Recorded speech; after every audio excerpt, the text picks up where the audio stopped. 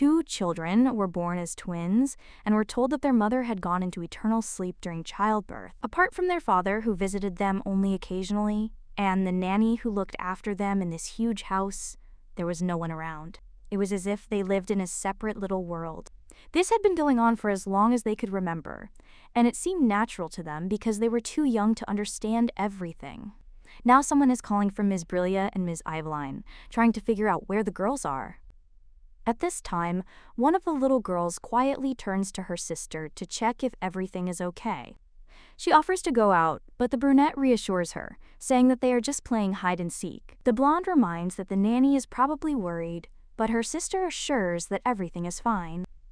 As she tries to say something else, the closet door suddenly opens, and the little girls see the nanny's worried face.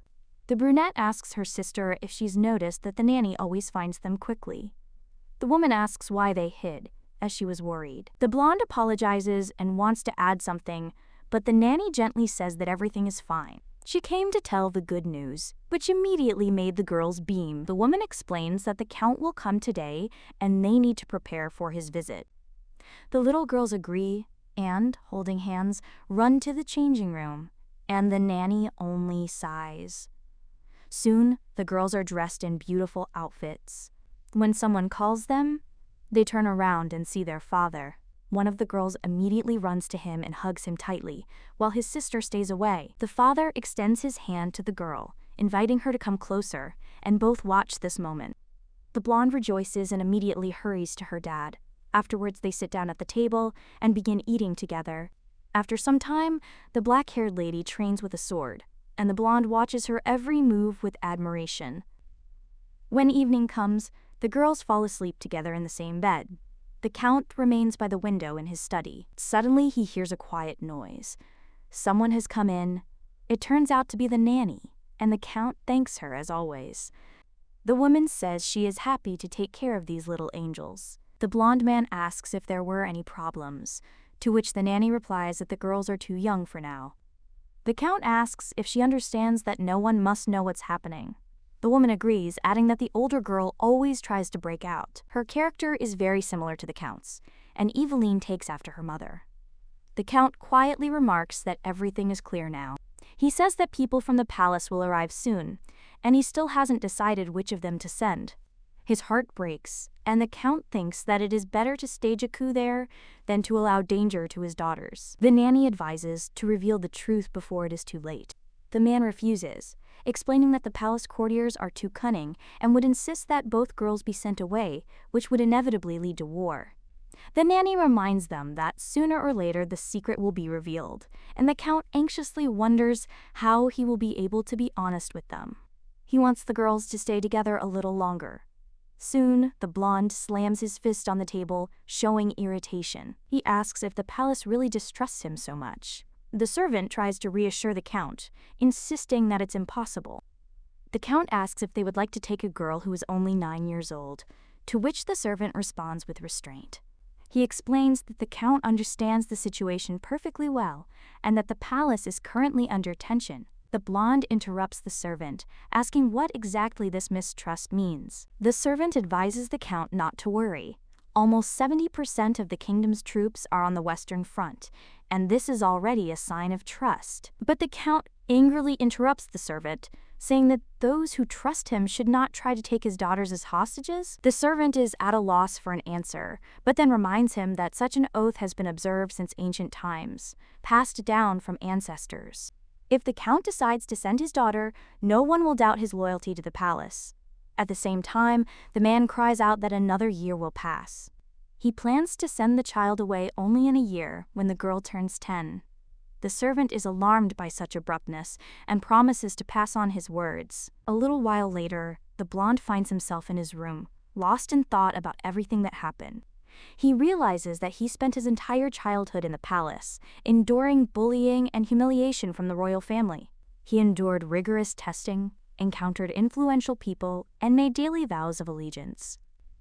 After some time, the man walks down the corridor and realizes that everyone is, of course, afraid of the Cayennes, in whose hands the main troops are concentrated. But then someone turns to him, and the count thinks with a smile how interesting it would be to watch these radiant faces for a little while longer. Soon the eldest daughter masters the use of a sword and deftly performs all the tricks. After this, she turns to her father to find out his opinion, and the man replies that she is a good girl and will soon become stronger than her father himself. But the brunette objects, believing that this is not true, because her father is the most skilled warrior, and how can she become stronger than him? The count assures her that if she continues at the same pace, she will definitely achieve success. He also approaches Eveline and asks what book she's reading. The girl replies that she's studying the history of the palace. The man understands that the older girl is brave and actively takes up the sword, while Eveline is more timid and cautious. He wonders if Eveline could live separately from her sister, and this surprises the girl a little. The man also wonders if she will be able to confidently follow her own path without him and her sister's support. At that moment, Brillia comes up to them and asks what they are whispering about. The blonde man asks his other daughter if she could cope without him. The girl replies that of course, because she is no longer a little girl and will become the best swordsman in the Lian kingdom. The last year passed like sand through her fingers, and the young lady did not understand the reason for their separation. When the time came to say goodbye to her sister, she could not hold back her tears. One of the girls wondered what their fate would have been if she had not taken up the sword. After some time, the fair-haired lady sets off in a carriage, but suddenly hears terrible screams outside. Then painful groans are heard, and the carriage gradually begins to turn red. Suddenly the girl notices someone opening the door, and the man screams that it is Chief Smalling. The young lady asks why he did it, and the man apologizes to Madame Eveline. The girl wants to understand how he could do this, after which the man takes off his mask. He explains that they had no other choice, and Eveline remembers her father's trust and asks why they are betraying him. The man replies that a lot changed when the count lost consciousness. The blonde only asks to be let go, since the count is probably still alive. However, the man interrupts her and cries out that the count will never wake up. Now she will not be able to return alive, because only after the extermination of the count's family will they be able to find life. After this, the young lady falls into despair and the man orders the carriage to be burned, thrown off the cliff, and all traces erased. The blonde closes her eyes, and memories of her whole life and her sister flash before her mind's eye. She realizes that there is a massive iron wall between the Chopin Empire and the Lian Kingdom. Masked soldiers guard her. The Chopin Empire has conquered every country on the continent, but for over 100 years, she was unable to capture the kingdom of Lian because it was defended by the swordsman Kayan. The wall stretched for 200 kilometers, and everyone dreamed of an end to the war. This barrier dividing the empire and the kingdom was called the Wailing Wall. The western front, facing the empire, was considered cursed ground. On Mount Hugo Sestra, one of the workers stands at attention and notes the gloomy weather. At this moment, someone turns to the security guard and orders him to be quiet and not to talk too much. The security guard himself, with his ponytail, asks who might be coming at this hour. His interlocutor replies that people from the empire are paving the way. The guard with the ponytail is perplexed as to whether they've gone crazy, doing this across the entire mountain. The guy reminds them that there have been incidents at the border before. The guard with the ponytail adds that many died at the hands of the commander, but the guy assures that they are capable of overcoming the journey. At this time, someone speaks to Pan and Leo, and this frightens them both. They ask what is going on. The man tells them to rest, and both agree with the commander. The girl comes closer and admits that she can't sleep, so she invites them to go inside. She stands against the wall and feels anxiety that is even stronger than the news about her father. The brunette realizes that she is unable to sleep and cope with this feeling. She stands by the wall all night until the morning, until suddenly she notices a bird. He reaches out for the bird to land and removes the note from its leg. A thrill runs through her at the sight of the paper. The note stated that the man she was interested in had died. The young lady clutched the paper in her hands. She takes off her mask and throws it angrily on the floor, causing it to break. After some time, the girl finds herself in a tree, and her colleagues appear from behind. They report that they were looking for her. The girl jumps down from the tree and carefully examines the tracks. One of the colleagues suggests that about 3 days have passed, and that the traces were left by a swordsman from the kingdom. The brunette claims that this is the Central Army of the Western Front and someone from Kayan's detachment. She continues on her way and says she has a request. Her colleagues insist that the mistress not ask, but command. The girl claims that she will not come back, takes off her mask, and tells Leo that she leaves everything on his shoulders. She turns to Pan and asks if he can follow her. He replies that he's ready to go to the ends of the earth if she orders him to. Another young man cries out to the commander to let him go too, but the girl insists that Leo should take care of the squad, because in the future she will definitely need their support. After this, both of them drop to one knee and assure that they will do as the mistress commands.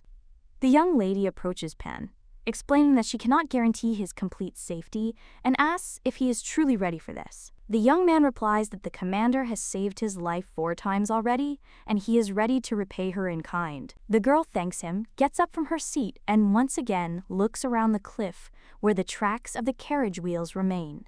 At this time, the foreman of the First Legion cries out, "Have they really still not found Lady Eveline?" The leader of the Second Legion asks why he didn't send an army to search. The deputy commander of the Central Army reports that the tracks end at the Baton River, and it appears the girl was attacked. The foreman angrily asks who dared to stand against Cayenne with a drawn sword. At this time, the musketeer explains that before leaving the palace, the lady sent a letter in which she reported that she had found a cure for the Count's illness. He came immediately to convey this news, but then the elder of the Third Legion asks if he suspects them. The guy replies that no, he simply allows for the possibility, because who else but them would get it if the Count and his daughter disappeared. At that moment, one of the commanders puts a gun to the guy's neck and asks if he really only thought about slandering their names. The guy looks at the weapon and notes that we are talking about a palace and influential nobility. All troops of the Western Front, under the control of the Cayenne family, are part of the kingdom's Central Army, and this has been the case for over 100 years due to the palace's treaty with the Cayennes. The Baron asks if the boy means to say that someone from the palace dared to attack Madame Eveline. The guy replies that he is simply trying to understand who will benefit from this incident, and Viscount Baron should prepare for the worst. The man asks what exactly he is talking about, and another elder asks if he intends to provide troops to the palace. These troops guard the wall, after which the Baron, although irritated, nevertheless returns to his place. Silence falls among the elders, which is broken by the commander-in-chief, who offers to take command of the troops into his own hands. Everyone turns cold eyes on him, and the elders ask if he is planning a coup. The commander-in-chief asks if they understand what will happen to this place if the palace takes the initiative. Khan argues that there is still plenty of time, and there is a way to act. If the mistress cannot be found, it is necessary to at least find the criminal, because those who want to take over the army and betray Cayenne are not obliged to obey them, and this will lead to war. Everyone falls silent again, but someone runs into the room and exclaims that Madame Eveline has returned. At this time, the brunette is sitting at the mirror and combing her hair. She prepares a potion and drinks it, which causes the young lady's hair color to change. The girl hears a knock on the door and recognizes Pan, after which she tells him to come in. The young man enters, and the young lady asks if he mentioned Kunta. He explains that the country disappeared over 100 years ago, and he prefers to remain masked. The young lady asks about the assignment, and the guy notes that there are many guards near the Count's house and that a meeting of commanders is apparently taking place inside. He then asks the lady how she plans to get in there. The young lady merely told him to call him Eveline Kian from now on. The boy was slightly surprised by this. She walked past him, reminding him that it was time to hurry and return home. After some time, the girl got out of the carriage, and immediately the commanders ran up to her, exclaiming in the direction of the lady. The young lady glanced at them, while the musketeer wondered where she had been all this time. Then she noticed the man, clearly alarmed, and realized exactly what he meant. The girl walked between everyone present, declaring that she needed to rest a little. As she left, she still glanced at the commander, whose behavior seemed strange to her. When the young lady entered the mansion, the nanny immediately ran up to her and hugged her tightly. With tears in her eyes, the girl said that she had returned and wanted to see her father. The woman walked away and screamed, "Of course," after which they headed towards the Count's room. The nanny pointed to the door and explained that the lady was following there, while simultaneously showing interest in the man who followed her. The girl offered to greet him, saying that this was Pan, who would help her. The woman smiled, introduced herself as Elma, and the young lady asked about her father's condition. The nanny looked away and quietly said that it would be better to see for herself how things were. The girl approached the door and announced her intention to enter, preparing to meet her father. She saw him weak and sick, wondering if he would get better, remembering his earlier words about whether she could cope. The brunette asked if Eveline would have to go if she refused. The man said that it depended on her wishes, but Brilia interrupted him, noting that her sister was weak so she would go. Eveline wanted to object, but the brunette calmed her down, claiming that learning to play with a ball was not as scary as it seemed. She then turned to her father, asking him to promise to protect Eveline. The man assured her that he would protect her, and the brunette reminded him not to forget about her. Now the girl, with tears in her eyes, spoke about how her father had promised, but he couldn't even keep his promise. She struggled to survive while her father remained in this state and vowed never to forgive anyone for it, no one who was involved in what happened. A little later, she was already sitting and reading letters. In one of them, the sister wrote that thanks to the help of that man, she was able to find a medicine that could possibly cure her father. Everyone was against her return, but he remained by her side until the end, and without him it would have been difficult for her. At this point, the nanny stopped reading and suggested eating at least a little. The blonde asked when the letter had arrived, to which the woman replied that it had been exactly 20 days ago. The main character asked who else had seen it, and the nanny said that the letter had been checked at the palace. After delivery, Mr. Musketeer read the letter and handed it to the girl. She realized that too many people knew about the letter, not only in the palace but also outside it. She also wondered if the musketeer could be trusted, as he was from the noble Cern family, known for their loyalty to the royal family even on Mount Hugo. At this time, the maid turned to the mistress, noticing that Eveline was eating too unceremoniously. After all, she was going to become a princess and had strict etiquette lessons. The young lady agreed and thanked the nanny, picking up a knife and fork. She realized that she first needed to learn to be indistinguishable from Eveline. That evening, the girl sat with her letters again. One of them said that the prince had defended her today, and the queen had scolded him severely for it, but he had assured her that he would always be on her side. She also received a bouquet of flowers, and the roses growing in the palace gardens are incredibly beautiful. The prince will probably be scolded again for this. Duke Oberon's daughter came to see her again today, and it seems she really likes the prince. She was rather abrupt, but the girl decided not to write about it, so as not to upset her father.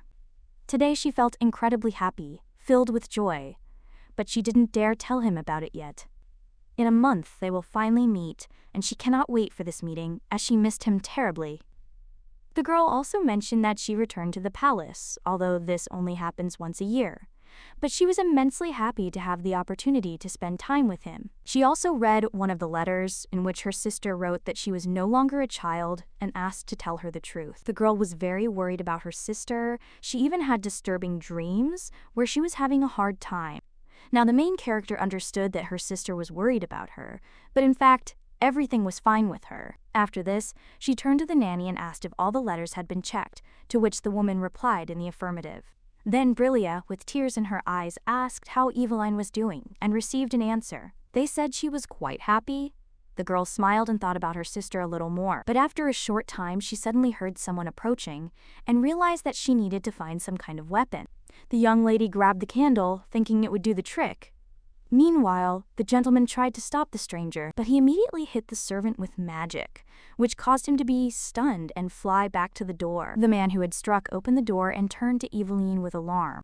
He approached her and the young lady became frightened, but the guy came very close. He simply hugged her and said he was glad to see she was okay. The girl, meanwhile, was wondering what kind of strange man this was in front of her. The guy continued talking to Eveline with tears in his eyes, and the girl began to wonder if he was that man. He just repeated how glad he was that she was okay, and Brilia knew it was really him. The girl realized that in front of her was the Crown Prince of Lyon, Astel Louis, Eveline's future fiancé. At that moment, the maid stood between them and apologized, noting that it was already late, and the mistress's outfit was inappropriate for such a meeting. The two were confused, but soon someone ran into the room and cried out to His Highness. The prince was surprised that it was the Viscount Baron, and the man asked why he had not been notified of the visit in advance. The boy replied that it had to do with Eveline, after which the elder fell silent. Then someone turned to the ladies again, noting that, okay, let it be the Crown Prince. But what were they doing in Eveline's room at such a time? The nanny demanded that everyone leave immediately. The girl was tired, she needed rest, and the woman closed the door, wishing everyone good night. She also asked the lady if everything was okay with her, because no one expected the prince himself to come. The blonde replied that it was for the best. Since the prince was here, there was no reason to rush to the palace. Change is needed everywhere, so the girl decided that those who attacked Eveline were now in confusion. Soon the ministers and the crown prince were already getting ready to take action. The musketeer pointed out the places where Madame Eveline could be attacked, and the prince watched this with sadness. Then everyone asked who could have committed this daring attack, and who dared to attempt on Eveline. He again wonders who exactly tried to harm the crown princess of the Lian kingdom. At this time, the musketeer asks His Majesty who, in his opinion, might benefit from this incident, and who would be most pleased if the Cayenne line were to end. The man wonders if the young man is now trying to blame the royal family. To this he replies that he dared to suggest such a thing, and that he heard that part of the nobility is against his marriage with the lady. After all, everyone knows that many do not want an increase in the political influence of the Western Front, and no one is hiding this. He also heard that this is where the largest concentration of opponents of marriage is concentrated. Watertime, one of the elders addresses His Highness, stating that all the soldiers are under Cayenne's command. They are part of the kingdom, and the main thing is that the lady returned alive, and now we need to find the criminals and punish them. Perhaps he will return to the palace with Lady Eveline. After this, the fair-haired youth asks, did the elder really dare order him around? To which the baron replies no, it's for his own safety. At that very moment, someone declares that they are not going to return, and it turns out to be the main character. His Majesty immediately runs up to the girl, claiming that it is dangerous for her to stay there. But the young lady replies that she cannot leave, which surprises the young man, and she explains that she was attacked by soldiers from the Western Front. She was attacked by Cayenne's men, who burned her palanquin and threw it into the river to destroy the evidence. And those villains are still there. Then the young lady looks at the knight commander and asks how she can leave her father alone and go away. The prince sighs and suggests they discuss it in private. They go into another room, and he tells Eveline that he understands her feelings, but he can't leave this dangerous place without leaving her here. The young lady replies that all this directly concerns her as the heir of Cayenne, and she will handle it. The guy says that the girl doesn't understand the feelings with which he went there. As soon as he heard the news about her, he immediately rushed there, without closing his eyes once. Leaving behind the courtiers and his father who were holding him back, and ignoring both his family and the nobles, he arrived there with the royal guard, knowing that many on the Western Front were unkind to him. And, naturally, she could suspect the royal family or know about some things, but why doesn't she trust him? Why is she so cold? The girl wonders if he really loved Eveline, and what she should do now. After this, she turns to His Highness and asserts that she has no doubt about him. The guy notices that even when they are alone, she doesn't call him by his name and asks what the reason is. He also wonders if she thinks someone from the royal family attacked her, which is why she is wary of him. At home, she behaves completely differently. She understands that there's no point in wasting time. She needs to act decisively. Therefore, she tells His Highness to go first, since she still has business there. She asks him for help. The guy bites his lip, clenches his fists, and wonders why she's so stubborn. The young man notes that rumors about her have already reached the palace, and they will insist that this is the work of the Western Front. Both sides are trying to break their alliance, and the girl realizes that the situation is much more serious than she expected.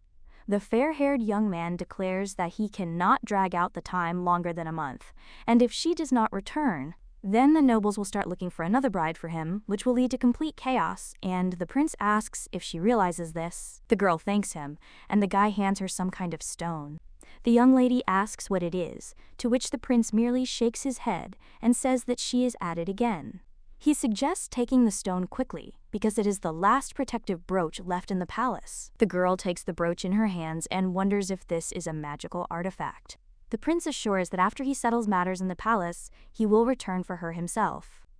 Left alone, the young lady wonders why the prince entrusts her with this artifact of Eveline.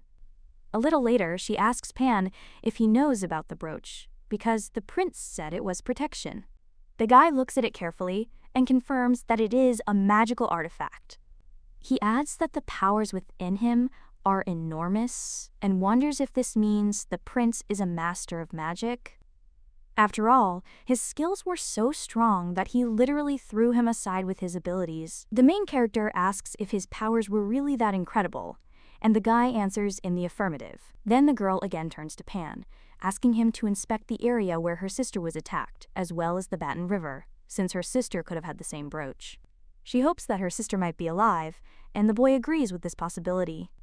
At this time, the man approaches the crystal ball and places his hand on it. A silhouette of a man appears in the air and he claims that Madame Eveline is alive, asking what is happening. The knight's commander apologizes, but his interlocutor says that he needs to get rid of her before the prince returns. The fair-haired man claims that he will not step on the same rake twice. The silhouette in the ball reminds them that the mission is imperative, and that they can only survive by destroying her kind. The man agrees, and when the ball goes out he sighs, but then gathers his resolve to plunge the girl into eternal sleep.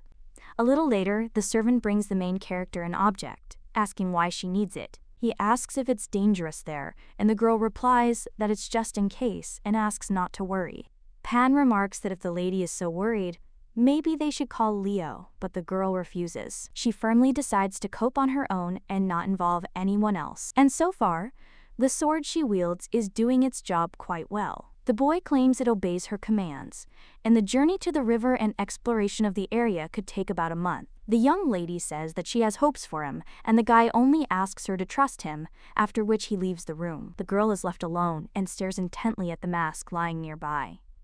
The next day, she's already at breakfast. At this time, the nanny reminds the lady that the piece of meat should be even smaller. She must also chew silently, ensuring her throat doesn't move when swallowing. This might be forgiven now, but in a month, any behavior she exhibits in the palace will be immediately noticed. Suddenly, someone knocks on the door and announces that it is Smalling, who wants to meet the lady. The young lady tenses up a little, and the nanny explains that the mistress is having breakfast and asks him to wait outside. After some time, the girl sits opposite the man, and he bows. He expresses his joy at meeting Madame Eveline and wants to speak with her alone. The man asks if she could ask the others to leave, to which the girl agrees. She turns to the nanny and asks if she will wait outside, after which the woman leaves the room. The knight's commander asks the lady if she knows who he is.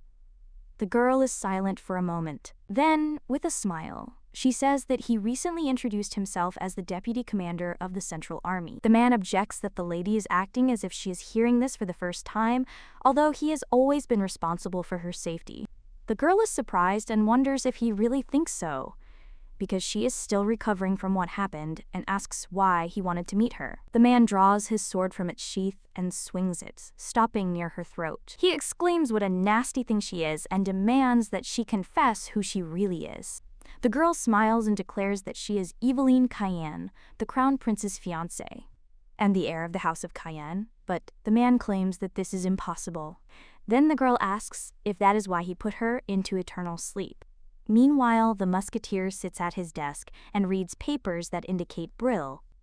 She was the commander of the Rangers, but she ran away and Leo took her place. At that moment, someone bursts into the musketeer's room and exclaims, "Khan is surprised. Is it Deputy Smalling?" He asks what brought him here, but he runs up to the table and screams. Madame Eveline is acting strangely. He has been with her the longest and knows her well. The musketeer asks if he's willing to take responsibility for his words and understands the gravity of his statement. He only sighs. He asks first to tell what is known, after which the deputy does not know how to explain the situation. He just turns around and declares that he warned them, so that no one would regret it later. He understands that this cannot continue and will reveal her identity himself. The musketeer looks at the papers and feels that something is wrong. After a while, someone comes in to the young lady, and she reports that traces of Commander Brill have disappeared near Mount Hugo. Her whereabouts are unknown. The girl asks what the man is doing here, and if he wants to talk. The deputy claims that she is even worse than he thought. The young lady remarks that she heard something very similar to her father when she was a child. But the deputy commander of the Knights objects that this is nonsense, because the Count has a completely different character. He says that if the girl answers all the questions honestly, he will let her live. But the young lady asks, "How about we ask each other one question?" The man asks if she is afraid of falling into eternal sleep again. The girl replies that she is not afraid, because he already tried to put her to sleep once. The man claims that she knows nothing. The lady was supposed to fall into eternal sleep, and it is important for him to understand who is behind her. He doesn't understand why she is so fearless, clearly underestimating him. The girl asks if this means that he was lying when he promised to keep her alive, since Eveline had already fallen into eternal sleep at his hands. The man gets angry and strikes with his sword, but the girl deflects it. She says with a smile that it is not so easy for him to defeat her. The deputy commander screams who she really is and attacks again. All his blows miss, and the girl slowly approaches, and the man is amazed at how this is possible. Well, the main character turns to Smalling and claims that they say he is the best swordsman after the Count, and also whether the Count personally taught him everything, after which the girl pushes this man away. And he wonders who she is anyway. But the young lady, with a smile on her face, asks if that's really all he's interested in, even now. After which he delivers one well-aimed blow to the man's arm, and he cries out in pain because his limb is already lying on the ground. The girl then claims that from now on he will only tell the truth, and asks why Eveline had to plunge into eternal sleep, and also why the man is still alive, only because she needs the truth. The next morning, a musketeer and one of the elders run into the young lady's room. They immediately cry out to the lady and ask what happened. The girl then turns to the Viscount, and she excitedly claims that this man tried to attack her yesterday. The elder then turns to his deputy and asks if this is true. The young lady, looking at him, says, "Well, basically, if it weren't for her security, things could have ended very badly." After which, the two run up to the deputy, and they ask what it is. The musketeer even claims to know that he's shocked because it's Kaltara's art. They are one of the 11 lost kingdoms and are said to have a special talent for torture and putting people into eternal sleep. He also wonders if there was such a person in the lady's circle, to which the musketeer replies that he doesn't know and anything is possible. The elder turns to Smalling and asks why he did this. Well, the musketeer replies that they're unlikely to find out. He understands that when a person is tortured by someone from Kaltara, they essentially lose their soul. At this point, the deputy, as if in a trance, says that the girl is not her. The main character leaves the room, and he realizes that it was someone from the lower nobility. Well, let him just wait, because she will definitely come for him.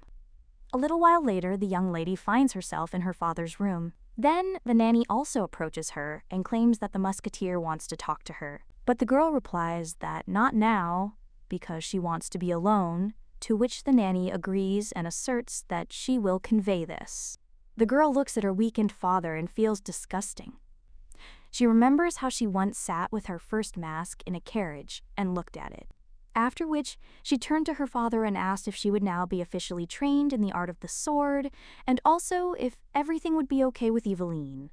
To which the man replied that the girl should not worry about her and stroked his daughter's head. After which he told her to be sure to remember what he was about to tell her, and if something suddenly happened to him, then let her think about blue roses. The young lady then asked if such things existed, and the man replied that she was smart and the time would come when she would understand everything, so the girl should just not forget about it. To which the young lady replied that yes, she would never forget about these blue roses. But now she still wonders what these blue roses are and what her dad was talking about. After all, she had never heard of their existence, and it is not the emblem of the family, and they certainly do not grow in any garden. The girl thinks that maybe her father wanted to tell her about some secret place or some person. Now the young lady extends her hand to her father and asks him if the people who put her sister into eternal sleep are now in the kingdom. And can she do what she sees fit? The girl also understands that her father's body is fine, but it's not poison, and he's simply sleeping. After which, she rises from her seat and asserts that she will return. After which, the young lady approaches the musketeer and asks how long he has been waiting, to which the man asks a question in response, asking if she'd like to tell him something, and also mentions Smalling. The young lady then asks what he wants to hear from her, to which the guy replies that the deputy was subjected to cruel torture and every bone in his hand was cut off, and then his arms and legs were cut off entirely. But the girl only screams for him to stop and claims that this man tried to put her into eternal sleep yesterday, which is why he was captured. And do they really mean to say that they shouldn't have done this? The musketeer remains silent after this, but then asserts that the lady is not at all the same as before.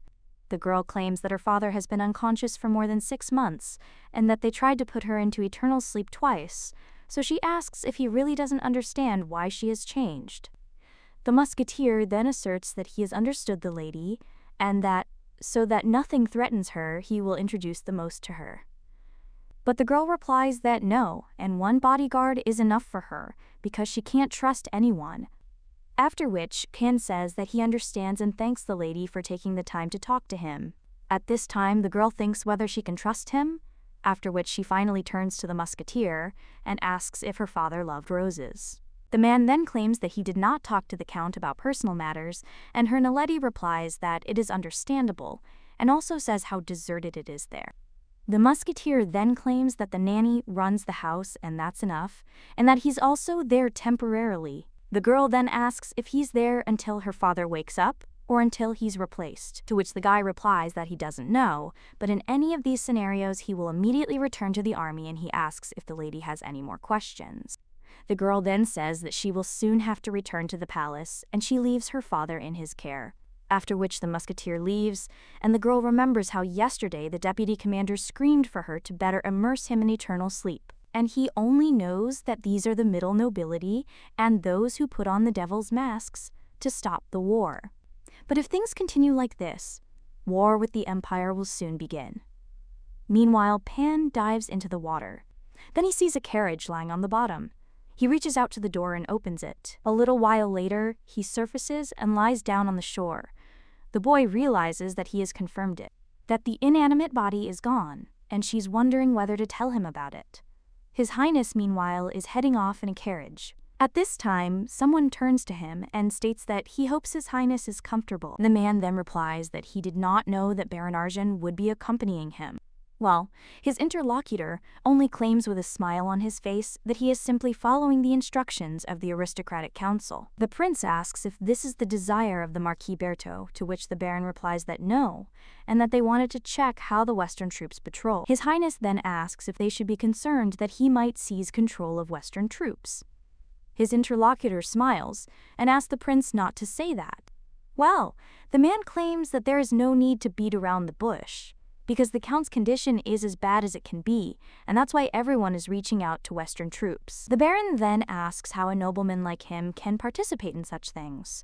But there are rumors that the Empire may invade the kingdom again, after which the prince claims that this is nonsense and that the Empire is currently in turmoil due to the choice of the heir, and does he really think that they care about them? The baron claims that this is what he is talking about, because if the first prince is elected, he will immediately attack them because, as is known, he is very aggressive. His Majesty then asks if these rumors are really the reason the guy is so restless. He also claims that the wall will never go down because it has been standing for 100 years and there shouldn't be any problems. After which, the baron doesn't even know what to say. Meanwhile, the main character is in her room, meditating. She imagines herself handling a sword and then begins to increase her energy. A little while later, she finishes training and notices someone coming. At this time, Pan congratulates the lady and claims that she has almost reached the level of a master. But the girl only says that he needs to train harder and asks what happened with the assignment, to which the guy replies that he found a burnt palanquin in the water, but it was empty. The guy also claims that this fact does not inspire hope and there are no villages nearby. The young lady then just turns around and says that enough is enough. Too much time has already passed. Pan then says that while on a mission he saw the palace troops and they were due to arrive in 3 days, so he hurried back.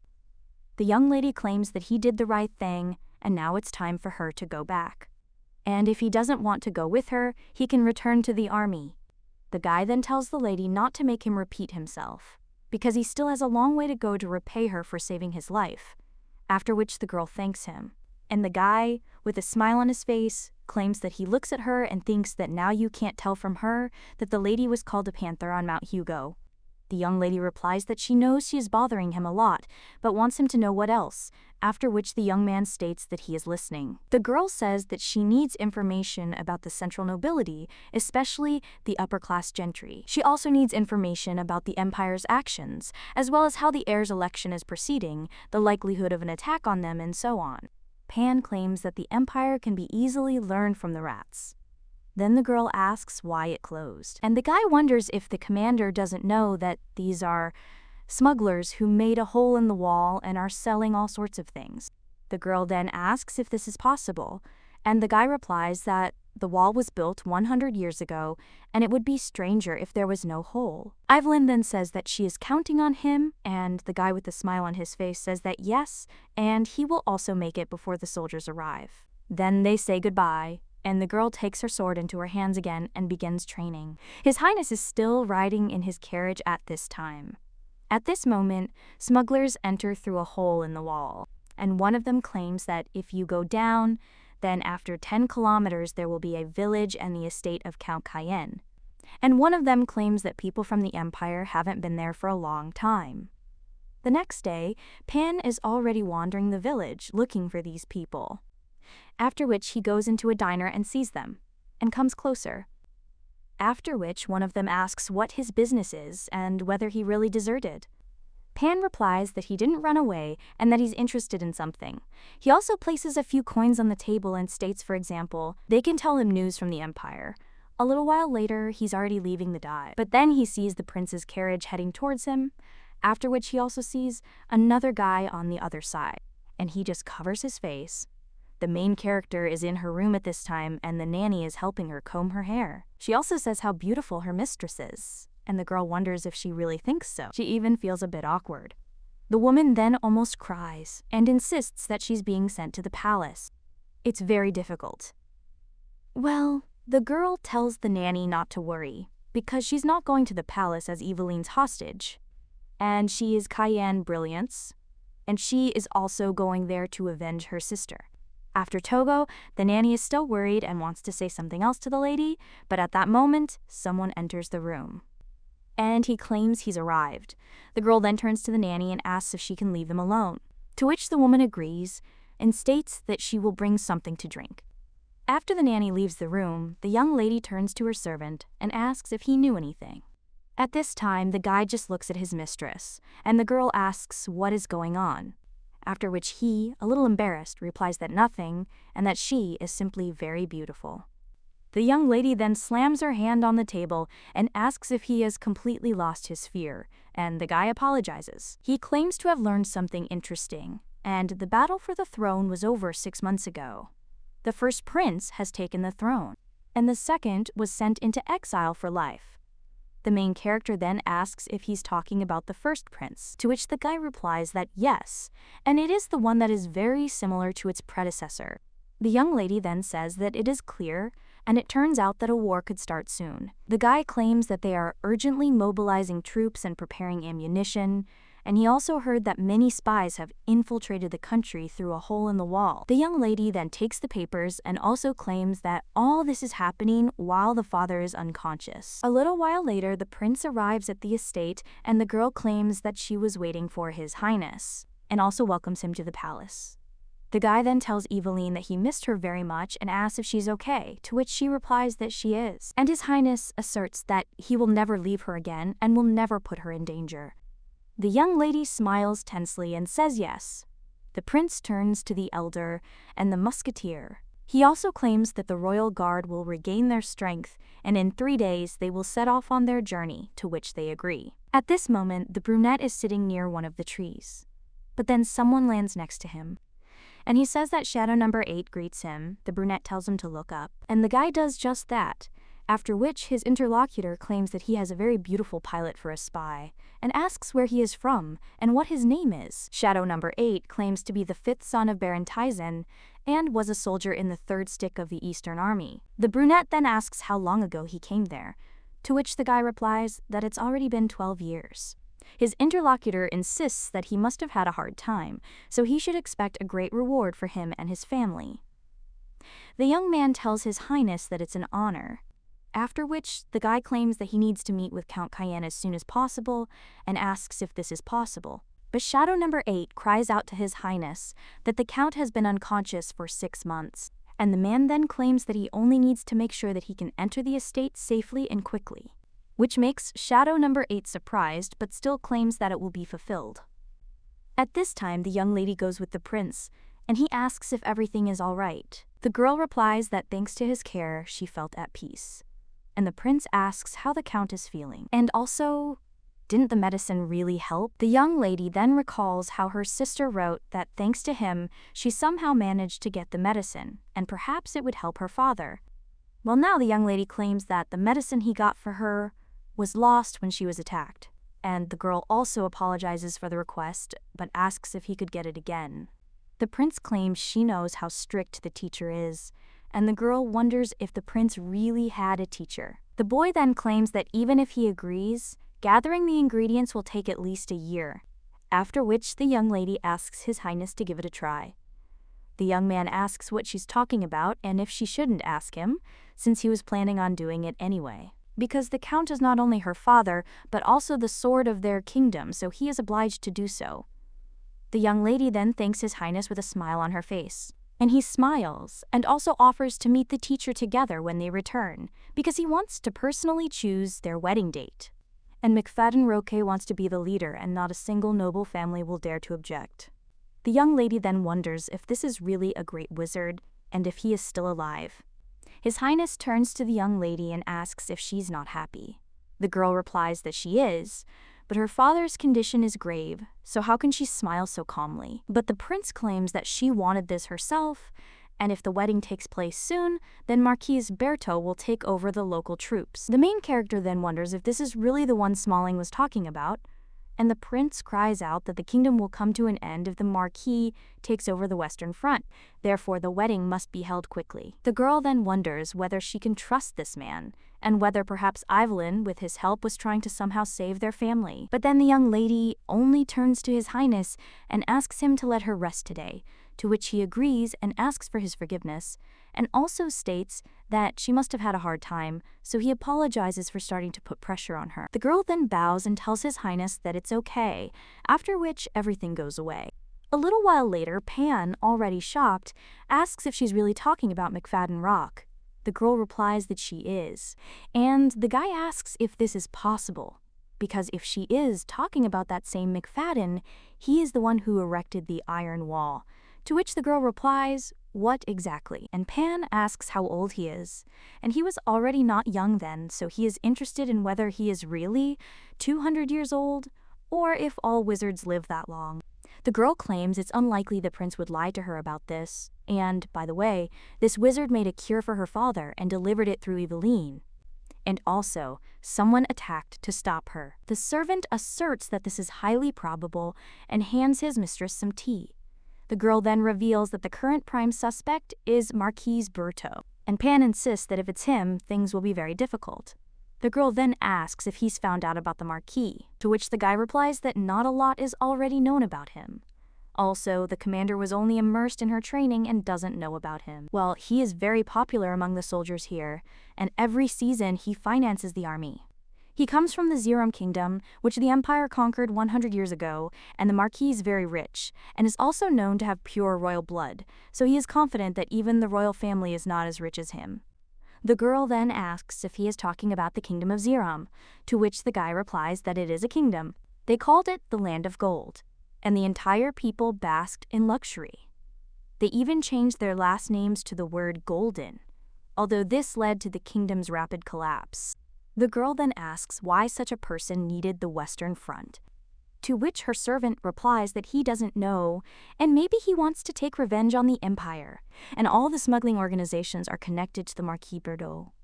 The young lady then pauses for a moment, and the guy says that if she wants, then before she leaves he will try to find out more, after which the girl thanks him. The guy insists it's not worth it, and also turns to the commander.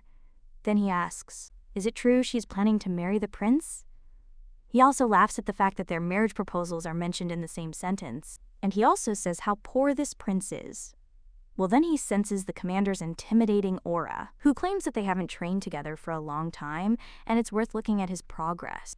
The young man is simply surprised after this, and tells the commander to calm down, because he was wrong. But the girl cries out that it's too late. A little while later, one of the shadows tells His Majesty to follow the man who is near the door, after which he merely nods, and the prince approaches him. The servant then insists that he must go to that room.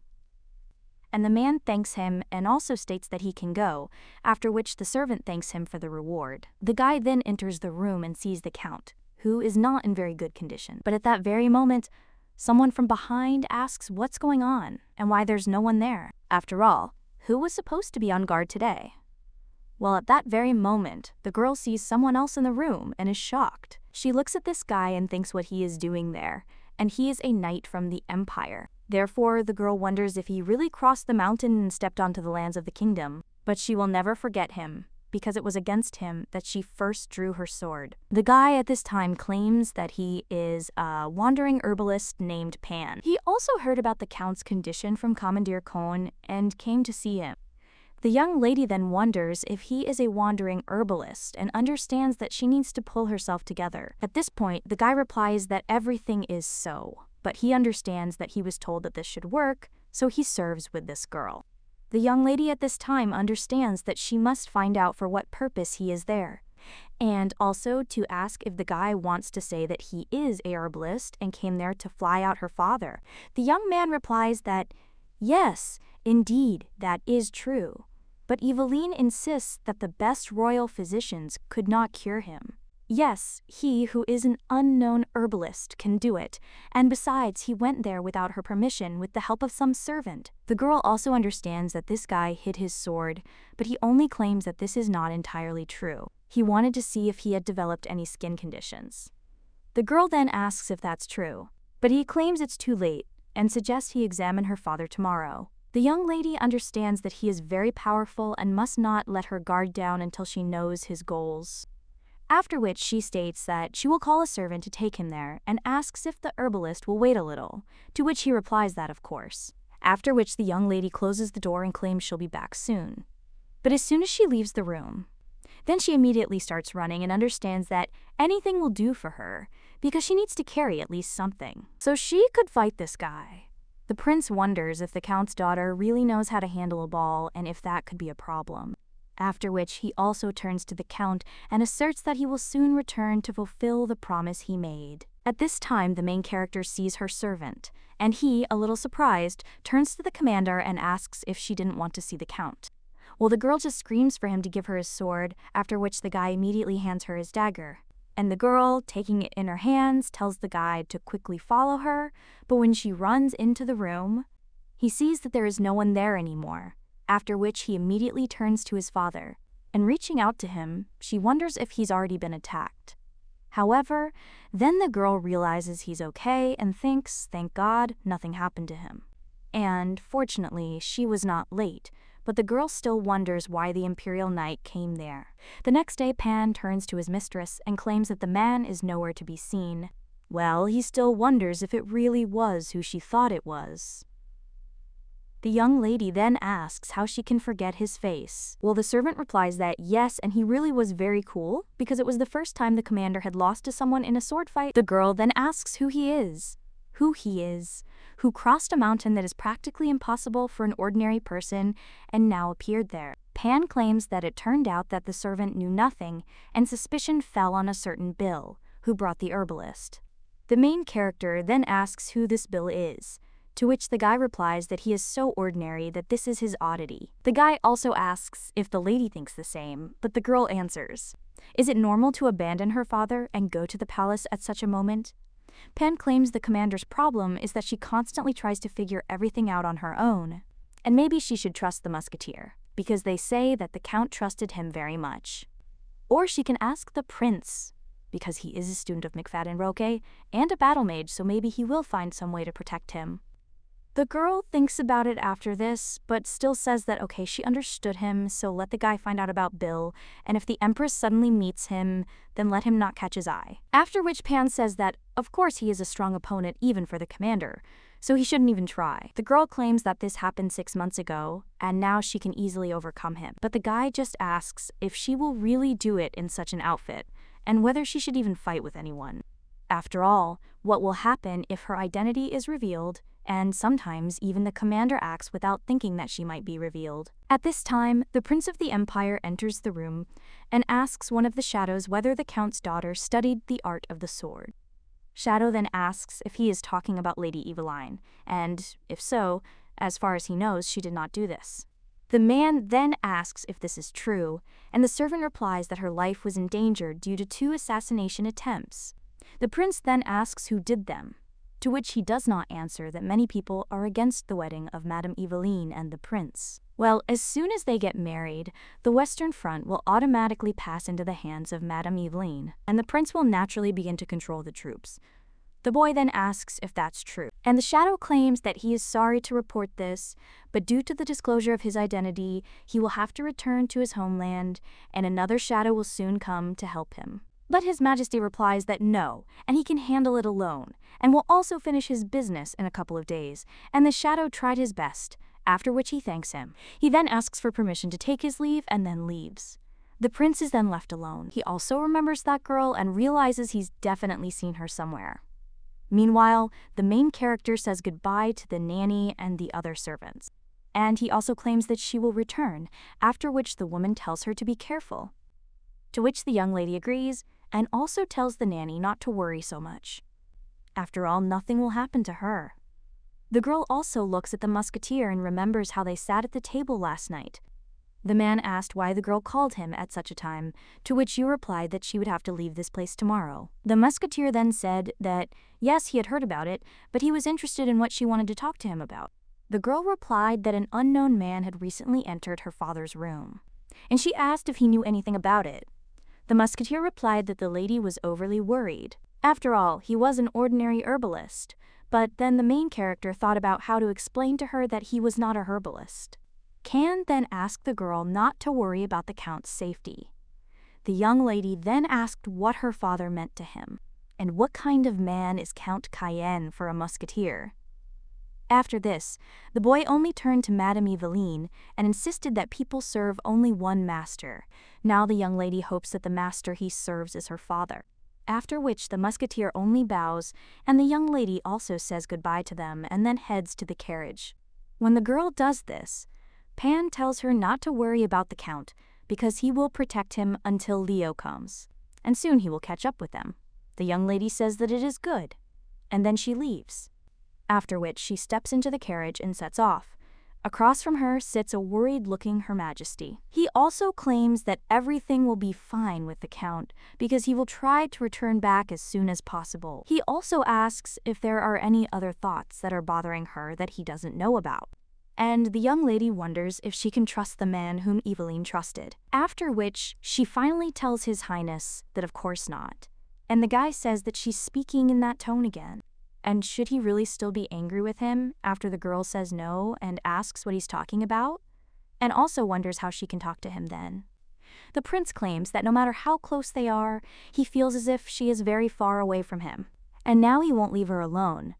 Meanwhile, the prince of the empire sits in one of the forests. He also recalls how he told him that the lady had been sent to the palace as a hostage in early childhood and had been forcibly betrothed. He remembers how he was once running with a man, and the man shouted to His Highness that he needed to speed up. The guy then screamed, wondering where they were running and whether he even knew where they were heading, to which the man replied that iron walls would not be overcome and he would only be safe if he left the empire. After all, this is the only place the other princes can't reach? Now the guy just keeps silent. Much time later, he already finds himself behind one of the guards or enters the count's room. After which he notices someone else is outside the door and claims that he has no plans to harm the count. The young lady's servant wonders how he knew he was there. He didn't even expect him to burst in so suddenly. The prince then reiterated that his presence didn't pose a threat to the count's life and that he wanted to meet him for personal reasons. After this, Pan just swallows and asks who this guy even is. After which the young man claims that he is Chopin de Chopin, that is, the third prince of the empire. After these words, Pan only tenses up and wonders if this is really the man who became the seventh master of the empire. The guy claims that he doesn't want to make a noise, so let the servant not draw his sword. The gray-haired young man is surprised by this and thinks that the prince has figured him out. It's not surprising that even the commander had a hard time defeating him, but he still doesn't understand why this guy is there. The prince, meanwhile, insists that he did ask him to put away the sword. Well then, the favor asserts that he is the prince of the empire. This doesn't mean that he can give orders. because the Lian kingdom is located there. And he came to fulfill the promise given to the count, and also it will not harm them in any way. After which the servant wonders if the prince of the empire really made a promise to the count, and he doesn't even understand what's going on there. And he also wonders if he would have believed some unknown person who broke into someone else's house late at night in his place. The new man then jumps up from his seat and says what a fool the servant is, and why he thinks he came to the count, who has been lying unconscious for 6 months, and is this really in order to attack him? At this time, Pan is wondering which of the two is the fool, although if you think about it, the prince is partly right. After which the guy claims that he is always so stupid, and maybe then he will talk to smart people from the army, because he will wake everyone up if he screams. And what will he do then? Even if he is a master, he is unlikely to defeat an entire army alone. The prince at this time only claims that he came to wake up the count, and this is his promise given to him. The main character is in a tent at this time, and asks if royal families always have such luxurious camps. And how wonderful it was! She couldn't have even dreamed of this on Mount Hugo. At that moment, someone approached the tent and asked if everything was to her liking. The girl is a little scared by this and wonders if the prince really came at such a time. Well, she still answers His Highness that everything is wonderful, and the guy asks if she wants him to stay nearby. The girl then asks what he is talking about, and the prince asks if she remembers how she was afraid at night and sat down to be together. To which the young lady replies that it's not worth it and that she can sleep alone. The guy then says okay and let her wait until tomorrow. After all, tomorrow they will arrive in a small town, and there she will be able to have a good rest. After which the boy turns around and heads back to his tent. Meanwhile, the knight's deputy captain is in prison. He still can't come to his senses, but now the man from the crystal ball is standing in front of him. He says what a pathetic idiot this guy is, and then he extends his hand. And he begins to extract memories from his deputy's head. He also realizes that the count must have hidden someone. The man also says that, at least in the end, the deputy was of some use, and there's nothing else keeping him there, so he leaves. The next morning, the protagonist is already back in the carriage, and there she converses with the prince.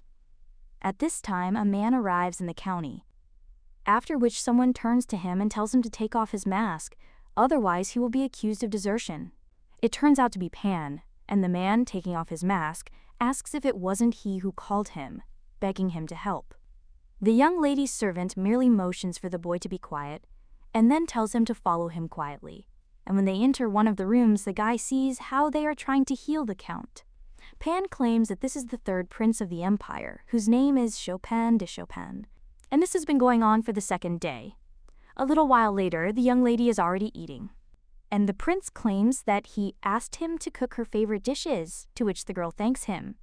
At this time, the count begins to respond to all this treatment, but within a minute he falls again. The prince grabs him, and the two servants are simply surprised. One of them then asks what happened, and that the count hasn't woken up yet. But the prince insists there's a stranger there. Pan says it's his trusted friend. Chopin then claims that he needs to meet the count's daughter, and he says her name. And I think her name is Brilia. The main character is on the bed at this time, and she thinks Eveline lived in luxury, but it seems the prince suspected something. However, the girl still realizes that she is also Cayenne, so she doesn't care. At this moment, the girl also hears someone outside asking who this person is, to which he replies that he is the mistress's personal guard, and the girl says that he should be allowed to enter. And when he enters the room, the young lady greets him and claims that he arrived earlier than she thought. Well, then the girl suddenly falls silent because she sees the third prince in front of her. Pan claims that this gentleman wanted to meet her, and a little while later, the girl asks if he wants to tell. He's the third prince of the empire and made a promise to her father. The boy replies that he understands her, but he can't break his promise to the count. He also looks around and thinks how luxurious everything is there. The girl at this time claims that he said that he would help her father wake up, and asks if he can tell her everything in more detail. After which, the young man claims that, to be honest, he was also confused, because at the beginning he thought that this matter is very simple, but everything did not go according to plan, and it was just a promise with the count.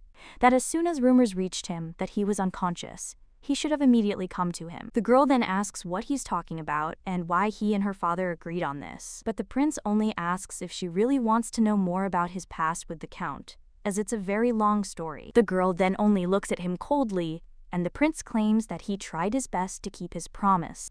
Because he had once saved his life, and as soon as the rumors reached him, he crossed Mount Hugo because he did not have time for the detailed interrogation that is conducted for smugglers at the Iron Wall. The main character is surprised after this, and the guy claims that he didn't think that someone was guarding the mountains there too.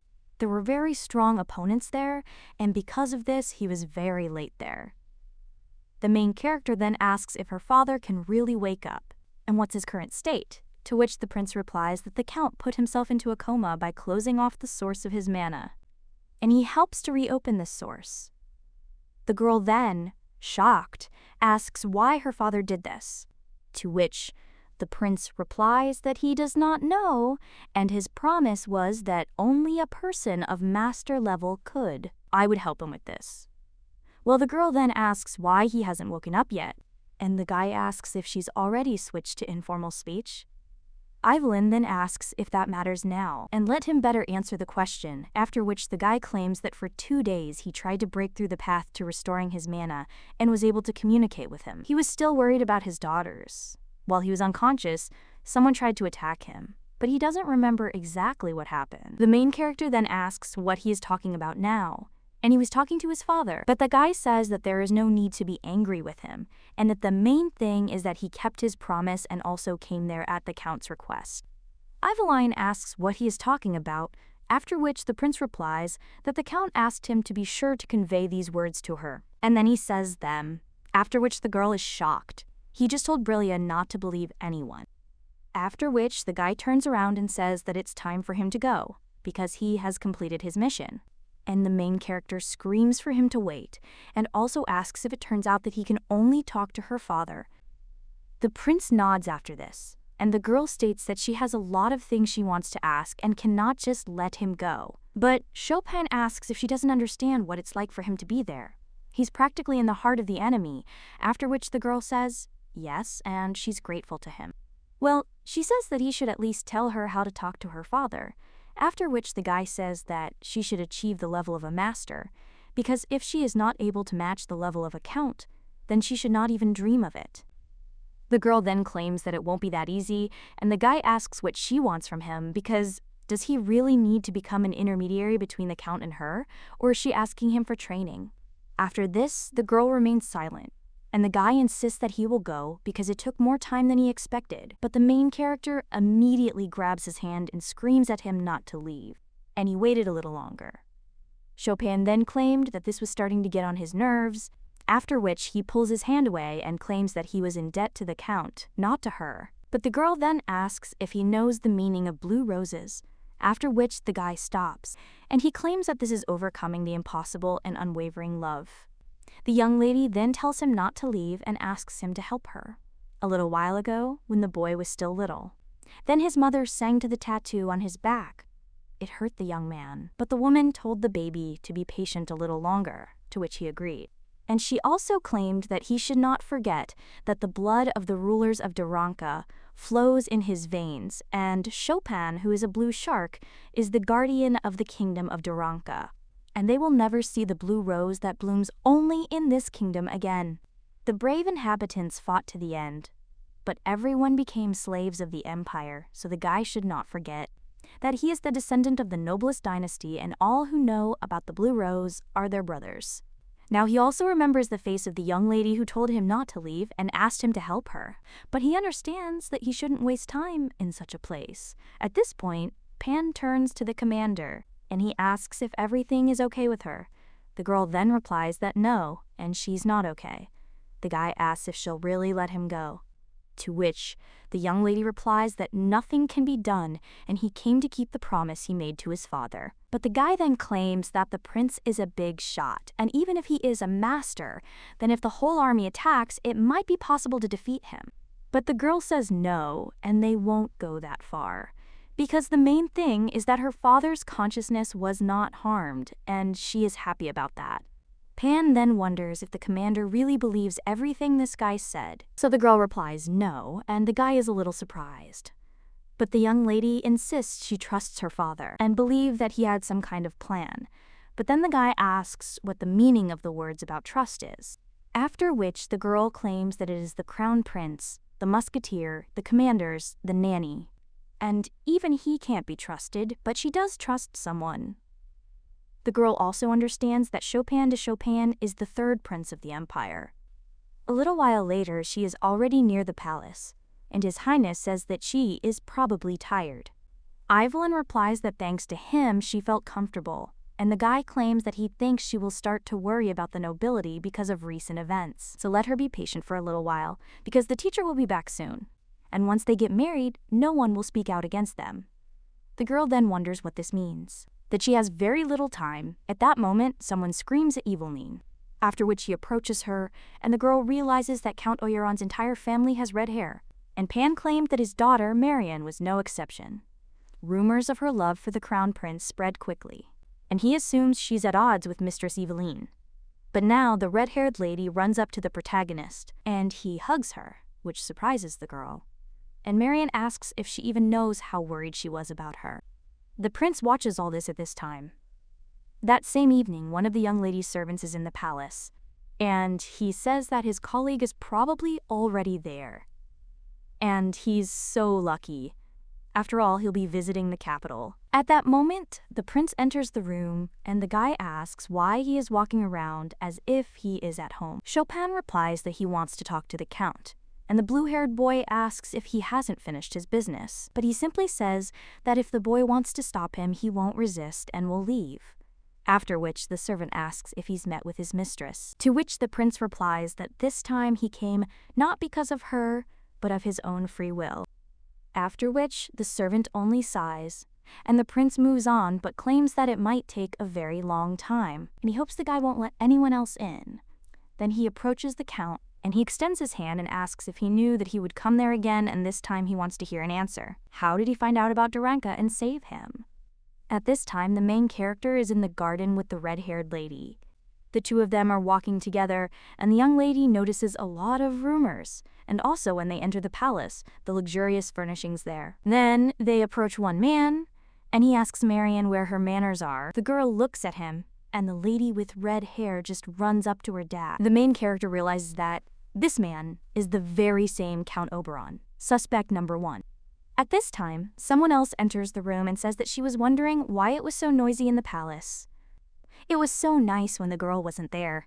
It turns out she's the queen of the Lian kingdom, named Kassarin. The red-haired lady immediately greets Her Majesty, and the main character does the same, while the queen just passes by them and then turns to Louis and asks if everything is okay with him. The guy then tells his mother that he's back, and the woman claims it's because of that pathetic girl. Her poor son is suffering. Meanwhile, the main character only looks at the queen, and she, turning to her, asks if she really was on the brink of life and had the courage to look her straight in the eyes. The girl then clenches her fists, but still apologizes for disturbing her, before Her Majesty.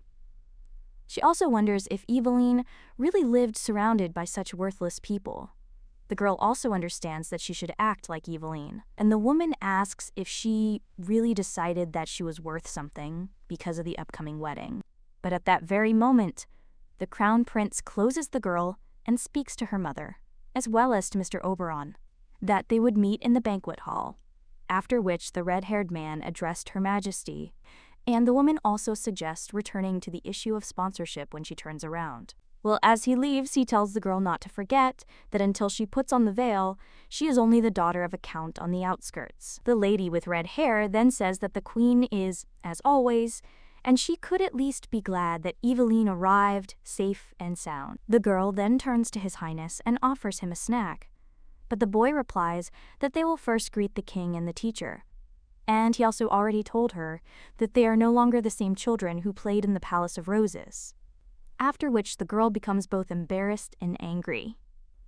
At this point, the main character wonders if she doesn't like the prince, and wonders if Eveline really lived there and put up with all this. The lady with red hair at this time says that, yes, they are not children anymore. And if so, then they will see each other later, after which they will say goodbye, and the lady with red hair will march towards them. Well then, he looks coldly.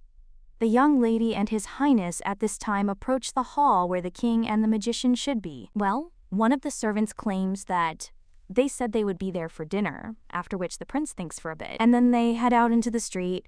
When the other ladies see his highness passing, they immediately bow. Well, when they go further, and the main character turns to them, she understands that everything is perfectly clear. After all, these glances at Eveline are filled with envy, jealousy, and contempt. The girl also understands that these are worthless. They dared to mock her little sister.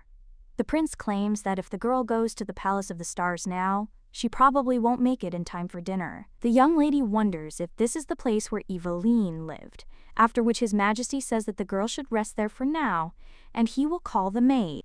After which the prince is about to leave, but the girl suddenly screams and the guy asks what is wrong.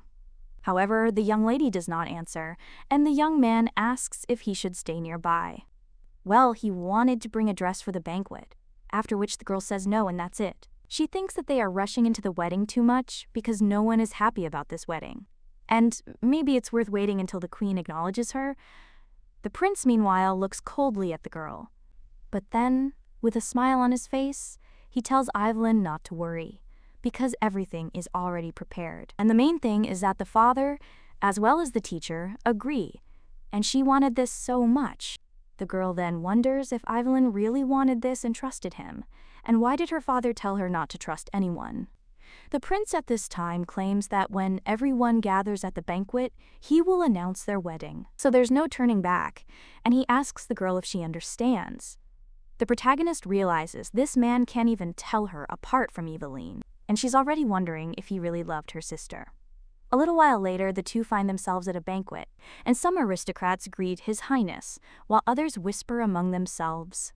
The young lady realizes that, as expected, they all hate her and are all so dressed up and beautiful. But she smells the rotten stench that fills the entire room, and it must have been hard for her little sisters. At this time, one of the aristocrats asks if Marquis Berto will be coming today. The main character wonders who they are talking about, and another aristocrat claims that it would be good if he didn't come today. After all, he's acting like a big shot, showing off his money. But another aristocrat asks why he doesn't respond with money. He buys the respect of the people in the army. Although it's good that the count's daughter has returned, it would be better for her if she marries the prince and retains control of the army. But another says that if they marry, the army will pass into the hands of the prince and the king, and then the kingdom will be in trouble. But another one of them argues that this is better than handing over control of the army to Marquis Berto, and if the count does not wake up, he will still arrange the wedding. Then the commanders and military personnel who received money from the Marquis could stage a coup, and the army would come under his control. There are also rumors that he attacked Mrs. Eveline. The young lady, meanwhile, thinks there are people there who hate Berto more than Eveline's wedding, and that's surprising. The girl also wonders what kind of person this is, and at the same moment, someone claims that Mr. Marquis Berto has arrived. The young lady realizes that he has finally come, and that he is the man from the rumors. After which she thinks that she should look at his face, and the guy enters the hall. The girl realizes that this man is now the prime suspect. The young lady is also a little surprised, and she wonders if this could really be the Marquis, since she thought he was older than her father. One of the aristocrats then says that it was quite a sight, since the guy appeared there like a king. Another aristocrat claims that he is nobody without his inheritance and title, and it is also good that he has a bad relationship with the crown prince. At this time, the ladies say that the Marquis has finally arrived, and they thought that he would not be there and were already about to leave. The guy then asks the gentleman for forgiveness and claims that he has dinner scheduled for tomorrow, so he hopes to see them there. One of the ladies then asks how they can fail to come, and the other also inquires how busy the Marquis has been lately.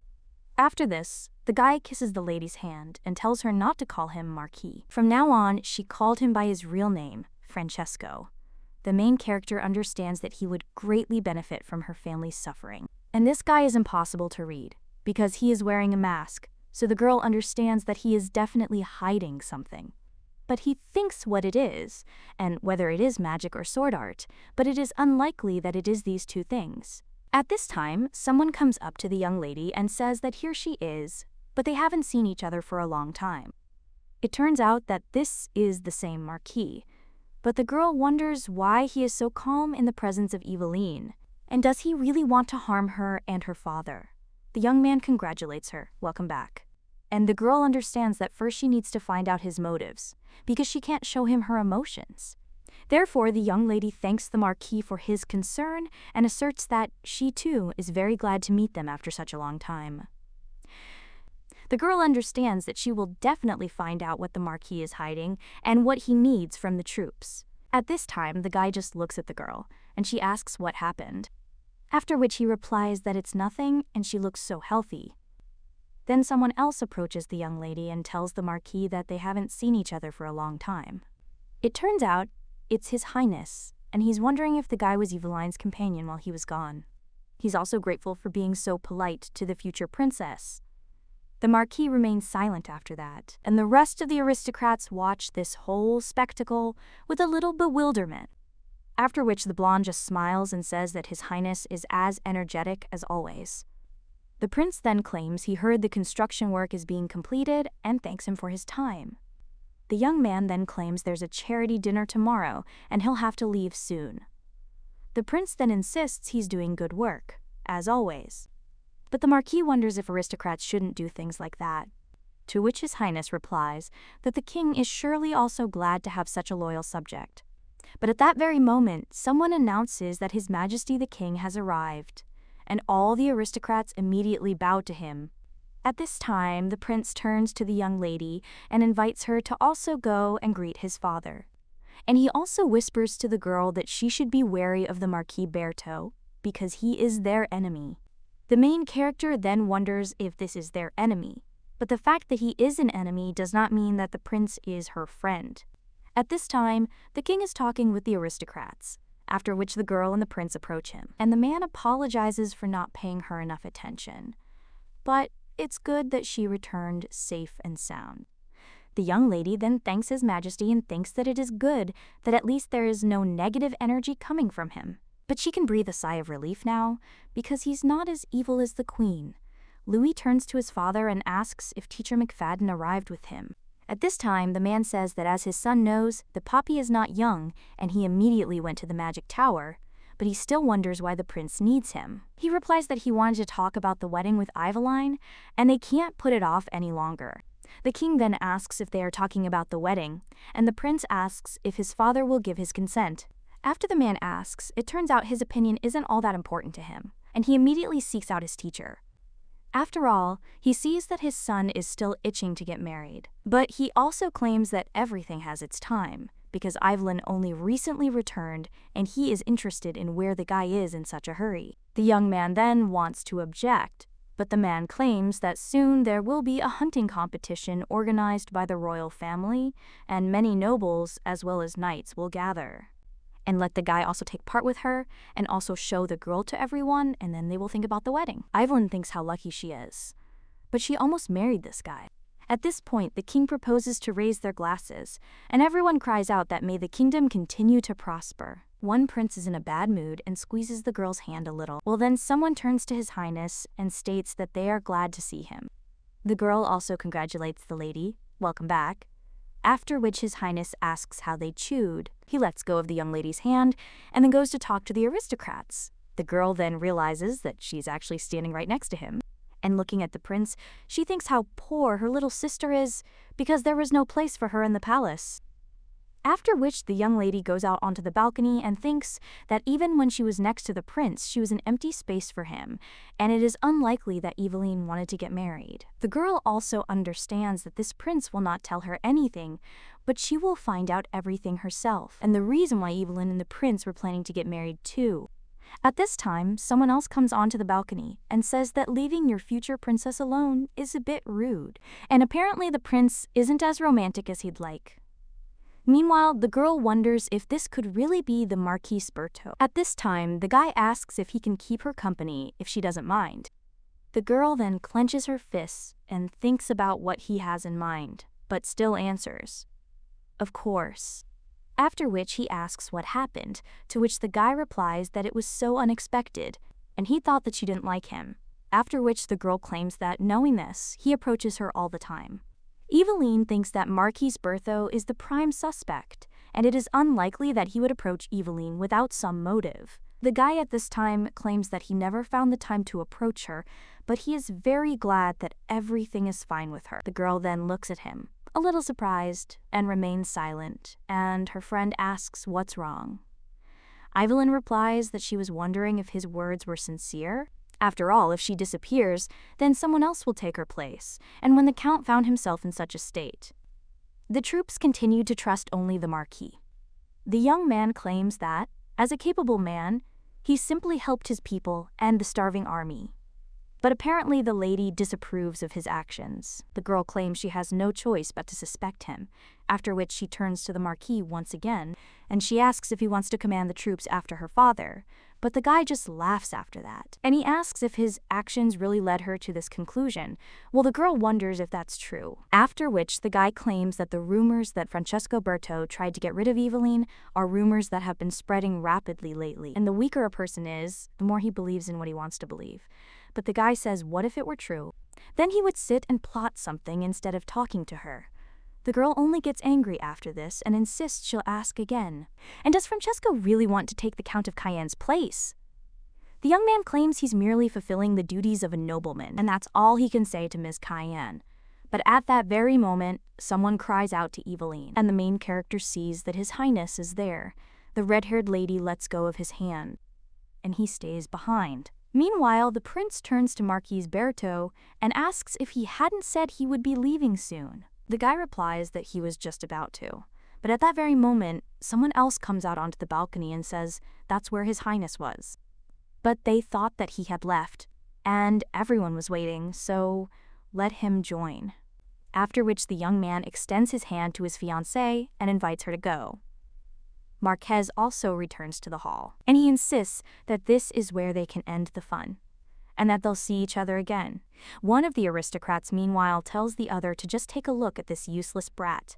After all, at every questionnaire or evening, he always starts a scandal, and is also a cancer of high society. At this time, the prince turns to the main character and asks if she sees that this is the essence of this guy, and also that nothing good will come from her getting close to him. He also wonders what they were talking about on the balcony and whether the guy accidentally lost anything. The girl then replies that no, there was nothing special in that conversation. The prince then apologizes for leaving her alone, and the young lady remembers how he came to the balcony, with the lady with red hair who was holding his hand, and the girl just smiles. She also claims she has a headache and will go and rest. The guy then asks if it's really so sudden, to which Eveline replies that it's probably because she hasn't been around so many people in a while. The guy is silent for a while after this, but then says that it's okay and he will send security to her, so let the lady go and rest. The girl then bids him farewell and leaves. But she realizes the guy won't even offer to leave with her. But as she thought, for him, Eveline was just a tool to achieve his goals. When the young lady goes outside, she remembers the Marquis Berto and realizes that he turned out to be an unusual person. Even knowing that he was under suspicion, Berto was the first to approach Eveline. But the girl still does not understand the reason. And why doesn't he look like the kind of person who wanted to put her sister into eternal sleep? Well, when the girl goes further, she hears someone say that it's time to get rid of someone, and this is the enemy of the Lian Kingdom. Another nobleman says it's true, and this time they must send them to hell, and they also need to finish this off in the upcoming hunting competition. A little while later, the girl approaches one of the palaces and realizes that Eveline lived there. After all, this place was a prison for her. The young lady enters her room and sees that everything is dusty. At this time, the maid says that if the lady needs anything, she should call her. The main character then asks if they cleaned the room after her accident happened.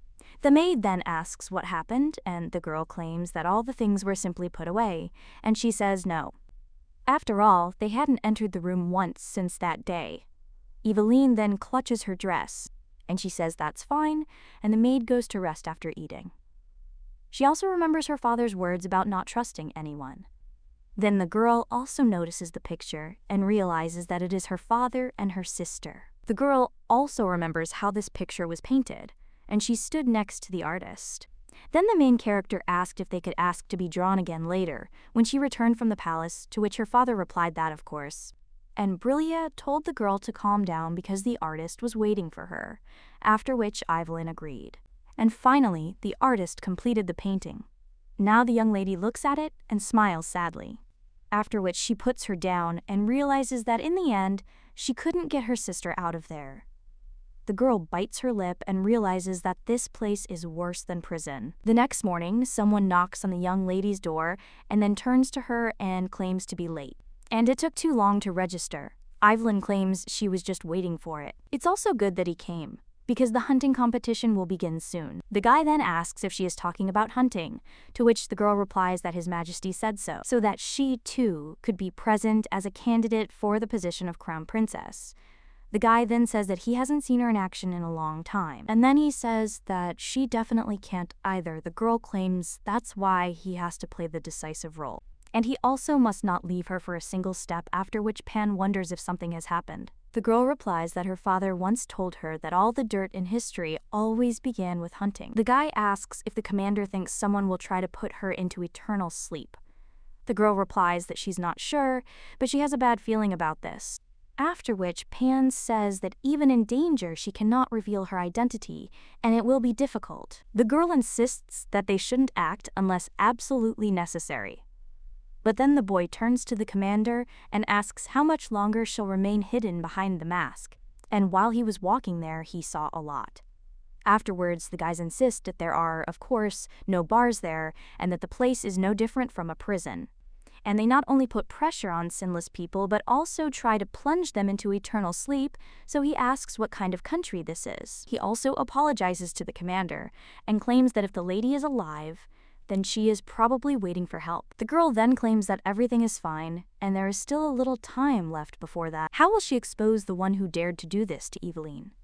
Pan claims that their squad is her sword and shield, and no matter what choice she makes, they will follow her. The girl then says, of course. And when she finally takes off this mask, that day will be the last for their enemies. And it doesn't matter if they are from the royal family or nobility, even if it is the crown prince. A little while later, the girl is already heading out on horseback with His Highness. Well, when she looks at people, she sees their cold gazes on her. Pan follows the girl, and she thinks what great weather there is for accidents. She also remembers the story that her father told her about. At that very moment, Chopin is sitting somewhere in the forest. A short time later, the hunt is declared open, and the king launches an arrow from his crossbow, accurately hitting the deer. Everyone immediately admires His Majesty, and the man at this time only turns to his son and asks if he likes this girl so much, because then he too must show himself. After which the boy agrees with His Majesty. The master recalls how the young lady told him to find out who would bring the troops and in what numbers. And the guy then asked if the commander thought any of them would attempt on her life. But the girl then said that, who knows, they might not take the risk if something suddenly happens. Then they will try to share her with the prince. A little while later, His Highness apologizes to Eveline. He also claims he thinks he should go with the nobles and asks if she can leisurely catch up with them. The girl then thinks he probably knows Eveline is being hunted and doesn't understand what he's planning. And shouldn't he have invited her along? The prince asserts at this point. It would be strange if he was always next to her, even while hunting.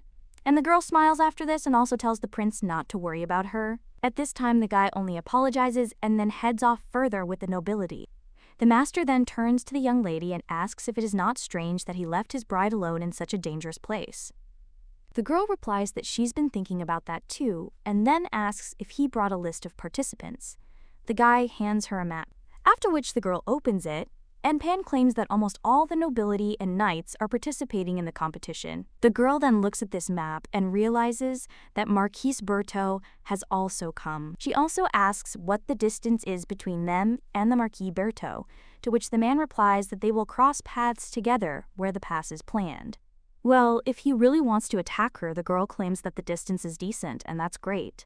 So she suggests they keep walking and keep the same distance they're keeping now, but the guy asks if that's too dangerous. Eveline replies that this is the only way to find out who their enemy is and nothing can be done. After all, if she can't reveal the identities of her enemies, she will continue to hide from who knows who. Well, the girl also thinks that even if it's not the Marquis, then Eveline is definitely being hunted.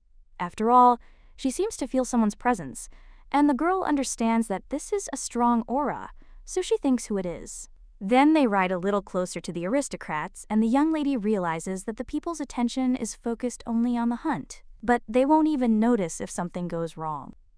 At this time, someone approaches the commander and claims that an unknown person is moving in their direction. Eveline asks what squad they are from, to which the guy replies that he doesn't know, and also that he doesn't have a flag and they don't look like they know.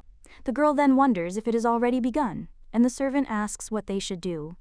The young lady insists that they leave the forest and head to a place where there are few people. But the guy asks if it wouldn't be better to go where there are a lot of soldiers, to which the girl replies that there are too many people there, and if a mercenary is hiding among them, he can shoot a poisoned arrow, and they won't understand anything. After which the girl screams that they need to hurry, but at the same moment someone tells the commander that they are there. The young lady sees that it is, in fact, the Berto family flag, and also thinks that, as expected, it was Francesco. At that moment, someone shouts that they need to move forward and break through the forest. The girl also tells Pan that something is wrong ahead, and then she sees the lying soldiers of Marquis Berto, after which the servant asks what is going on there, and then the girl sees how the Marquis is fighting with these imposters. One of them then cries out for the kingdom's enemies to be destroyed, and the girl realizes that their target was not her, but the Marquis. Pan tells the commander that they did not come to their liking, and suggests that they hide, but the girl tells him to wait, and also remembers the words of His Highness, that the weaker a person is, the more he believes in what he wants to believe, and let her not get close to him, because he is their enemy. But then the girl also remembers how His Majesty abandoned her, after which she turns to her servant and asks how many attackers there are, to which the guy replies that there are about 20. While in shock, he asks if the commander is going to attack them, after which the girl simply extends her hand and asks him to give her the sword. Eveline understands that her father told her not to trust anyone, but she has her own reasons. And until she's certain of something, she won't allow anyone to fall into eternal sleep. The Marquis is breathing heavily at this point, and one of his subordinates asks if he's all right. The young man replies that he overestimated their strength and that they won't defeat these men, but at least they must remain alive and prepare for trial. The soldiers insist they can't do that and will defend their master to the end, but at that very moment someone's sword pierces the servant. The assassin looks at the Marquis with a smile on his face. He asks if they are the Count's dogs or Louis's subordinates. But his interlocutor replies that they weren't the only ones waiting for today, and that the Marquis must disappear for the safety of their kingdom. At that moment, the main character gallops up on her horse and approaches the Marquis. The young man looks at her in shock and asks if it's really Mrs. Cayenne. Well, the girl at this time skillfully cuts the flesh of several mercenaries, but at the same moment, someone throws her off the horse. And the young lady understands that these people are strong and also at the level of palace knights. Then the girl turns to Francesco and asks if he can move, because he needs to get up. Pareno only asks in surprise how the lady ended up there, and then cries out that they will talk later. Now let him follow her assistant, and quickly. One of the mercenaries shouts out to his colleagues, "Why are they standing there? Can't they handle the girl?" Another one claims she's a good swordsman. After which the guy with the scar on his face claims that he has seen this face many times. He also turns to his colleagues and says that they need to hurry, so let them deal with this girl. The gentleman, seeing this, cries out for the mistress to be careful, but the chief assassin is already ordering the others to shoot. Eveline tries to dodge all these arrows, but then starts using her power, and then he approaches them at high speed. Their leader screams that this can't be happening and that this is really sword art, after which he puts his colleague in front of him and shouts at them to concentrate their attention on the Marquis, but the girl fights at the level of a sword master, so they should not fight her. After which this guy runs past the young lady and tells the traitor to fall into eternal sleep. And the commander orders the assassins to attack, because it's time to finish off this traitor. Pan tries to protect the Marquis, and the young lady tries to get closer to them. A short time later, the girl and her assistant are already very tired. Pan claims there are too many of them, and the girl thinks who said that there are 20 of them, but suggests discussing all this later. At this time, the chief of the assassins claims that he does not know whose daughter she is, but he feels sorry to plunge her into eternal sleep. So he offers them one last chance. If they hand over the Marquis Berthaud, they'll give them time to escape. The girl realizes at this point that if it weren't for the Marquis, she would have destroyed them long ago. But protecting someone and fighting at the same time is hard. She looks at the Marquis and wonders what to do, and whether she should leave him. Francesco at this time only swallows and then tells the lady to leave. After all, what goes around comes around, and apparently that's his destiny. Eveline says the guy seemed more ambitious before. To which he replies that yes, he is a man who has a lot to do, but he is not so pathetic as to sacrifice their lives. The young lady then tells him not to be mistaken, and that she is not trying so hard for him. And when they return alive, she'll squeeze it out of him, plus interest. But then someone claims he should be the one saying that. The girl then looks at the tree in shock and sees a young man with black hair standing there. He insists that this Marquis at least has money, but he can't remember what she has. One of the assassins at this time points at the guy and asks who he is, after which the prince jumps down from the tree and tells them to forgive them, but they have important things to do, so let them finish their carnage. The guy also claims that it is worth retreating now so as not to regret it later. One of the assassins screams out what a bastard he is, and he will plunge him into eternal sleep first. The brunette then sighs and says that he did give them a chance, but it's all over for them. But they won't even feel any pain. The main character watches this in shock and realizes she's experiencing a familiar feeling. After which she even starts to wonder if this is really the art that her father wanted to teach her, and what's wrong with this guy. At this time, the chief assassin asks if there are really two sword masters there. And the young lady at this time turns to Pan and says that now is the time, after which they both run to the chief, and a little while later they are already finished. When the main character looks at the prince, she realizes that he is very similar to her father. Pan then says he can't believe his eyes, and they dealt with so many enemies in a matter of seconds. The Marquis replies that, as expected, these were just rumors. And finally, the third prince of the empire, as well as the seventh master, appeared. The young lady then wondered if they knew each other. The brunette replies that they'll have to get acquainted. A little while later, they're already treating the Marquis' wounds, but the girl says that he needs to go back and get treatment, to which he thanks her. After which, the young lady sits down across from him and asks what happened and if he knows whose doing it is. Francesco replies that he doesn't even know, as many people could have done something like that. Eveline then claims that, to be honest, she thought he was playing dirty. After all, the nobility, whose relationship with the prince is unprofitable, hate him despite the fact that he is also nobility. The girl wonders why there's so much fuss around him. The brunette insists it's simple. After all, the sleeping land is slowly awakening. Eveline asks what he means, and whether he's really talking about war. The guy replies that as far as she knows, there are 11 kingdoms on this continent, and most of them have already been conquered by the empire. Countries were destroyed and people became slaves. The empire never forgave the kingdoms that resisted and fought to the end. He is both the third prince of the empire and a purebred descendant of the royal family of Durenka. The Marquis is the last descendant of the Zerum royal family, and the place they are in is the kingdom of Leon. They continue to resist the empire, and all the artificial warriors of the fallen kingdoms have gathered there to help them with all their might. The Marquis is the leader of this movement, after which the main character says that this is understandable, but she wonders how the war and the assassination attempt on the Marquis are connected.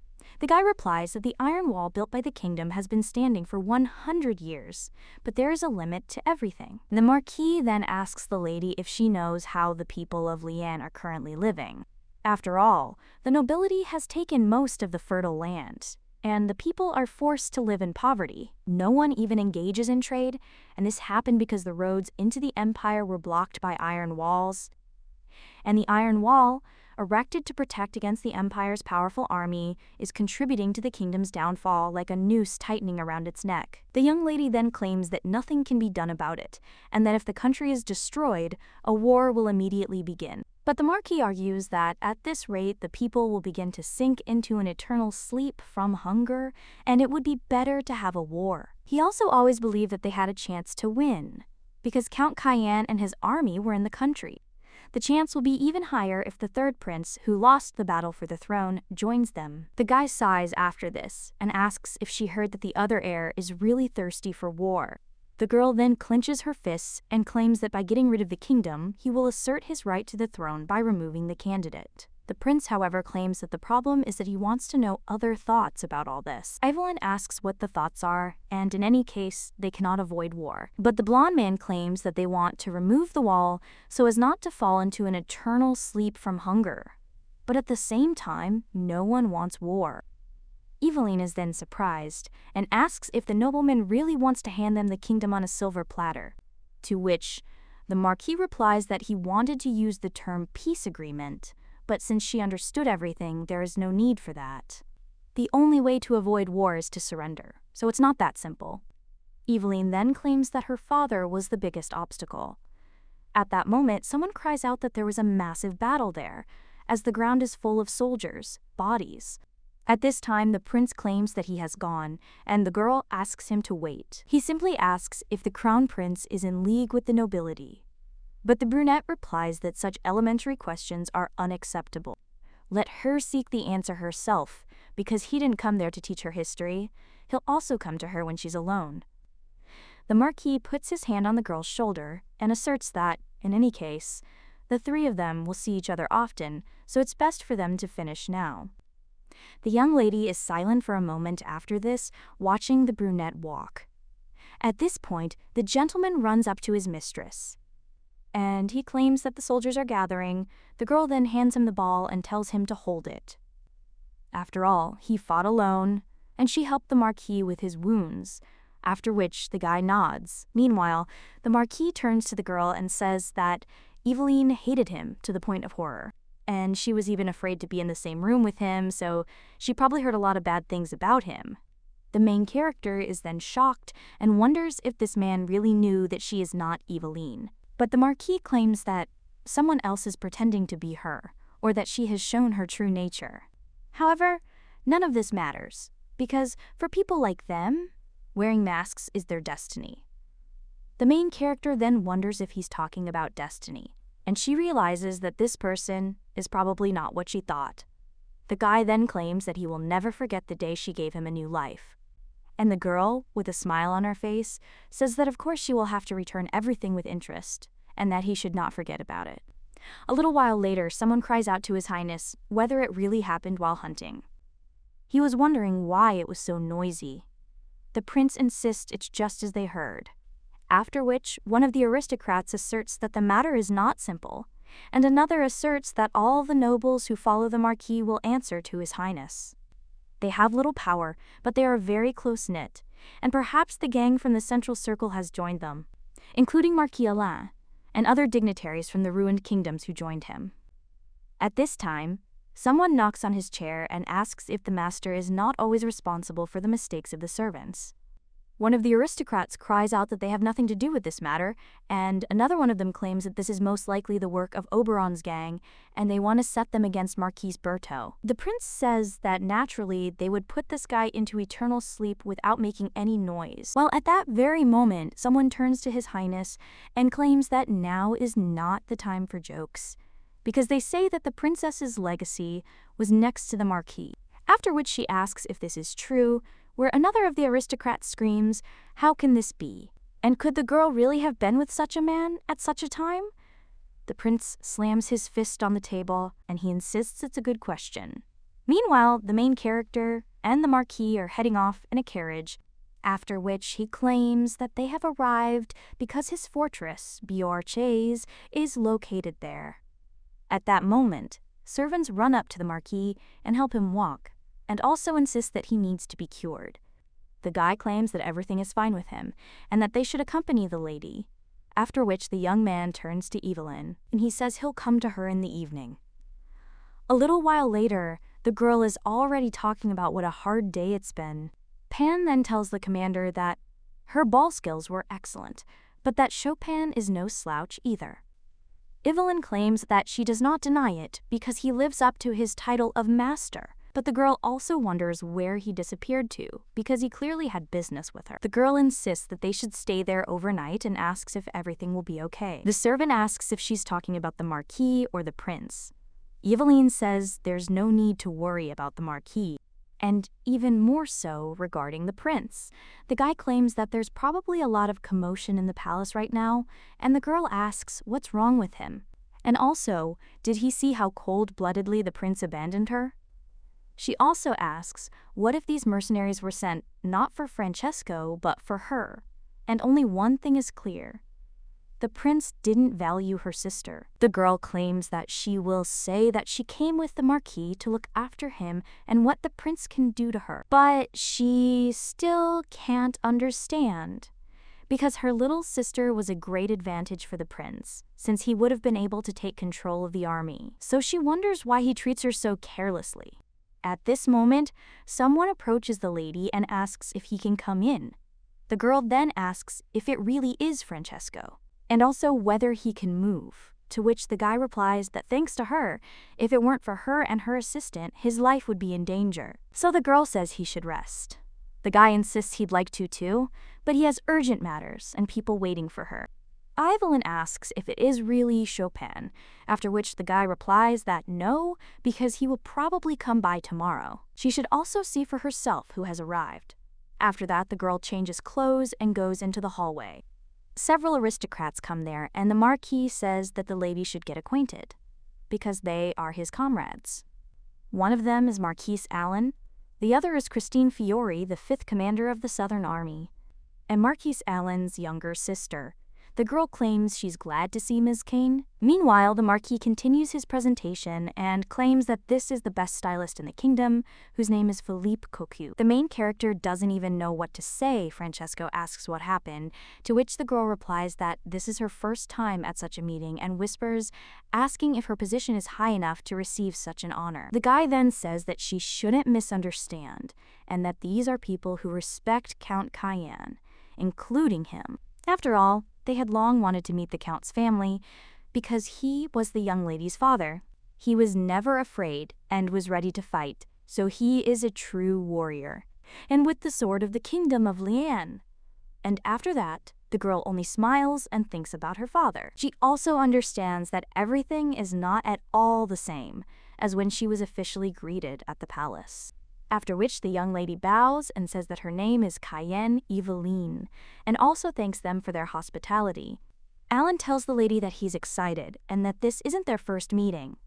The girl then says that she and the Marquis haven't seen each other for a long time.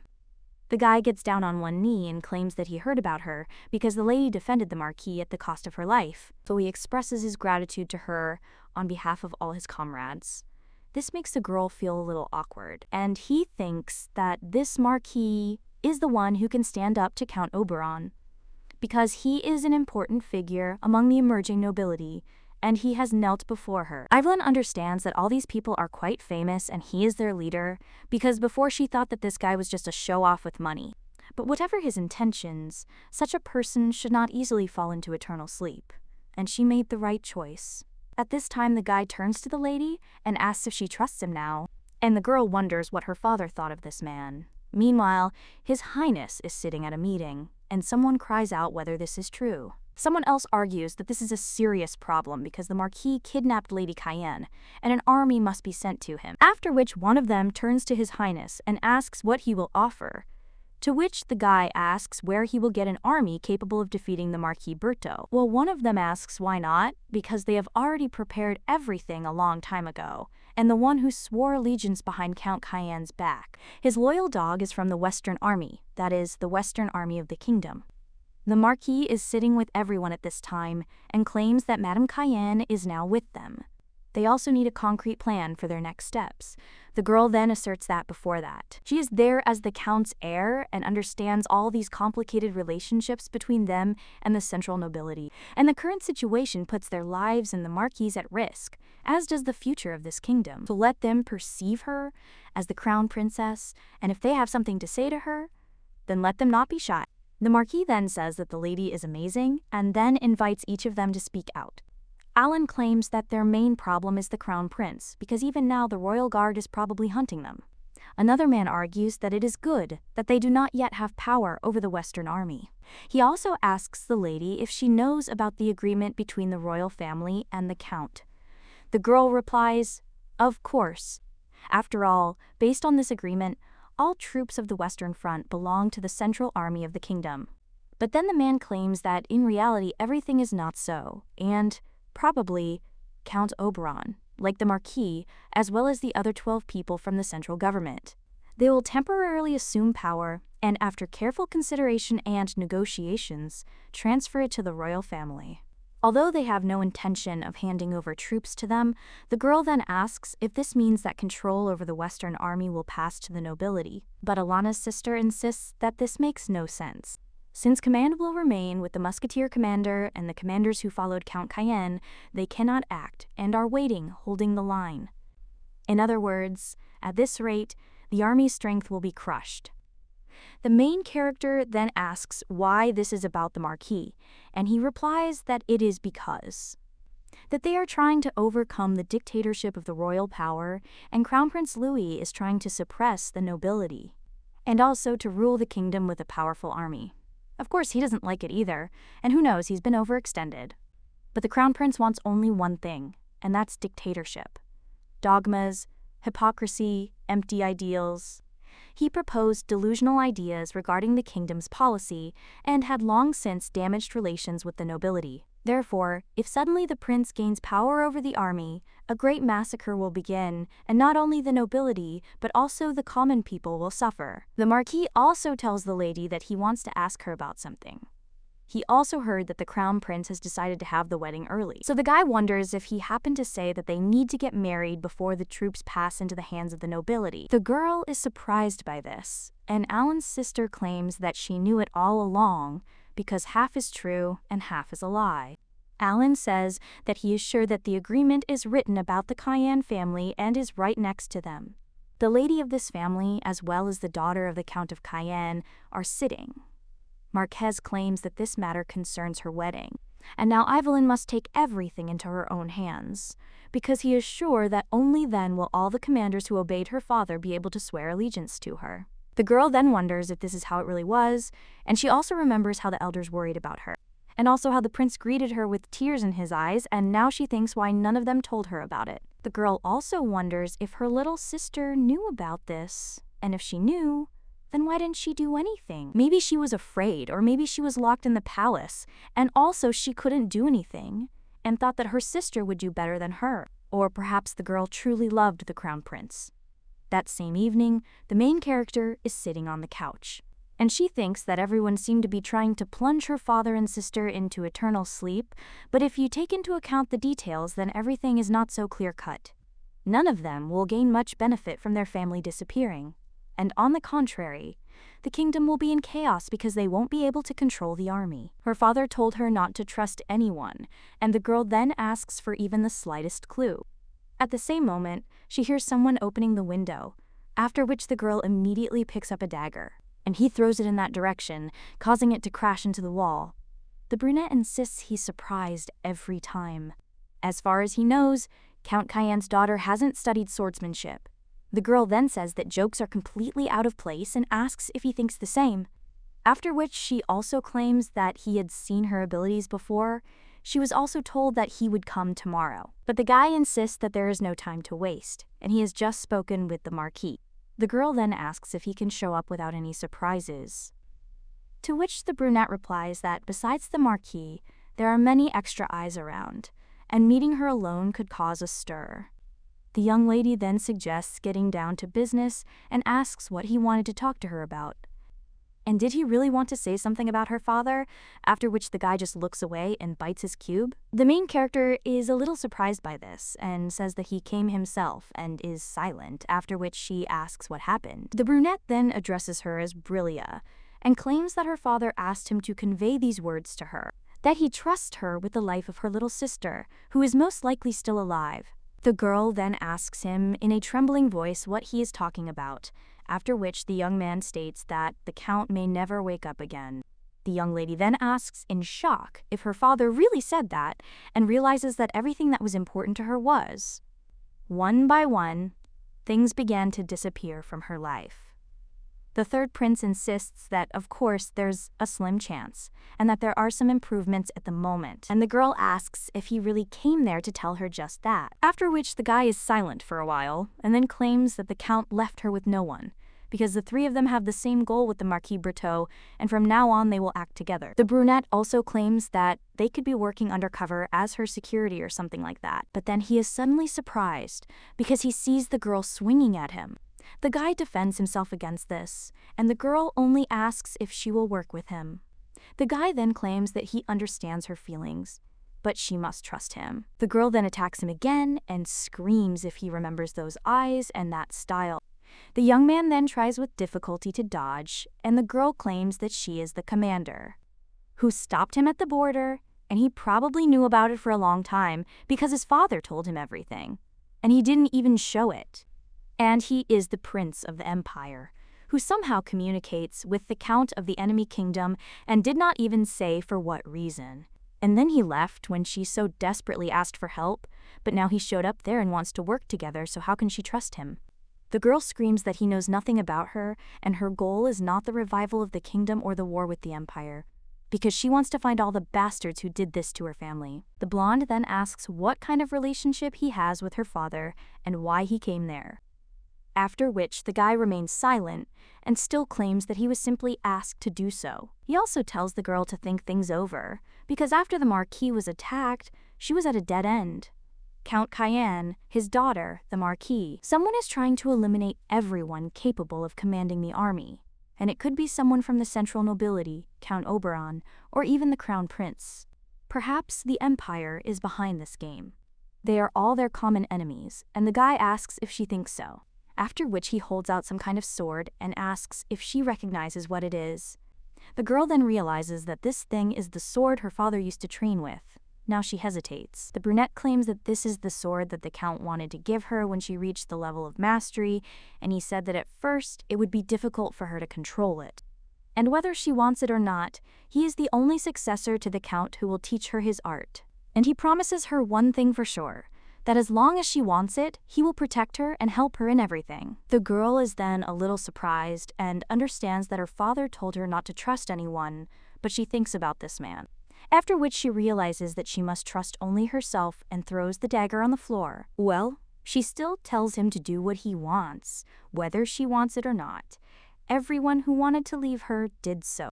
When the prince leaves the room, someone turns to him and says what a heated dialogue there was. It turns out to be the Marquis, and he claims that he thinks they agree on the fact that they are both swordsmen. The brunette replies that there is no reason to worry, and she was very puzzled by the news, but she has a strong will. And also, the girl must be strong, and definitely should be on their side. The Marquis also wonders why the guy didn't tell him more about the count, as he has a very special relationship with him. If he'd told her about that story, the girl would have understood everything easily. But the brunette, asking if the guy thought anything of someone who had erased the word trust from his life, was important to someone's past. And now what she needs most is not truth, but sincerity. The Marquis then says what a pity and insists that romance will not help their cause. After which the blonde also turns around and whispers in Chopin's ear, asking if she is the real Eveline. The brunette then claims that she is the daughter of Count Cayenne, and he swears his life to him. The blonde-haired boy then smiles and watches his friend walk away.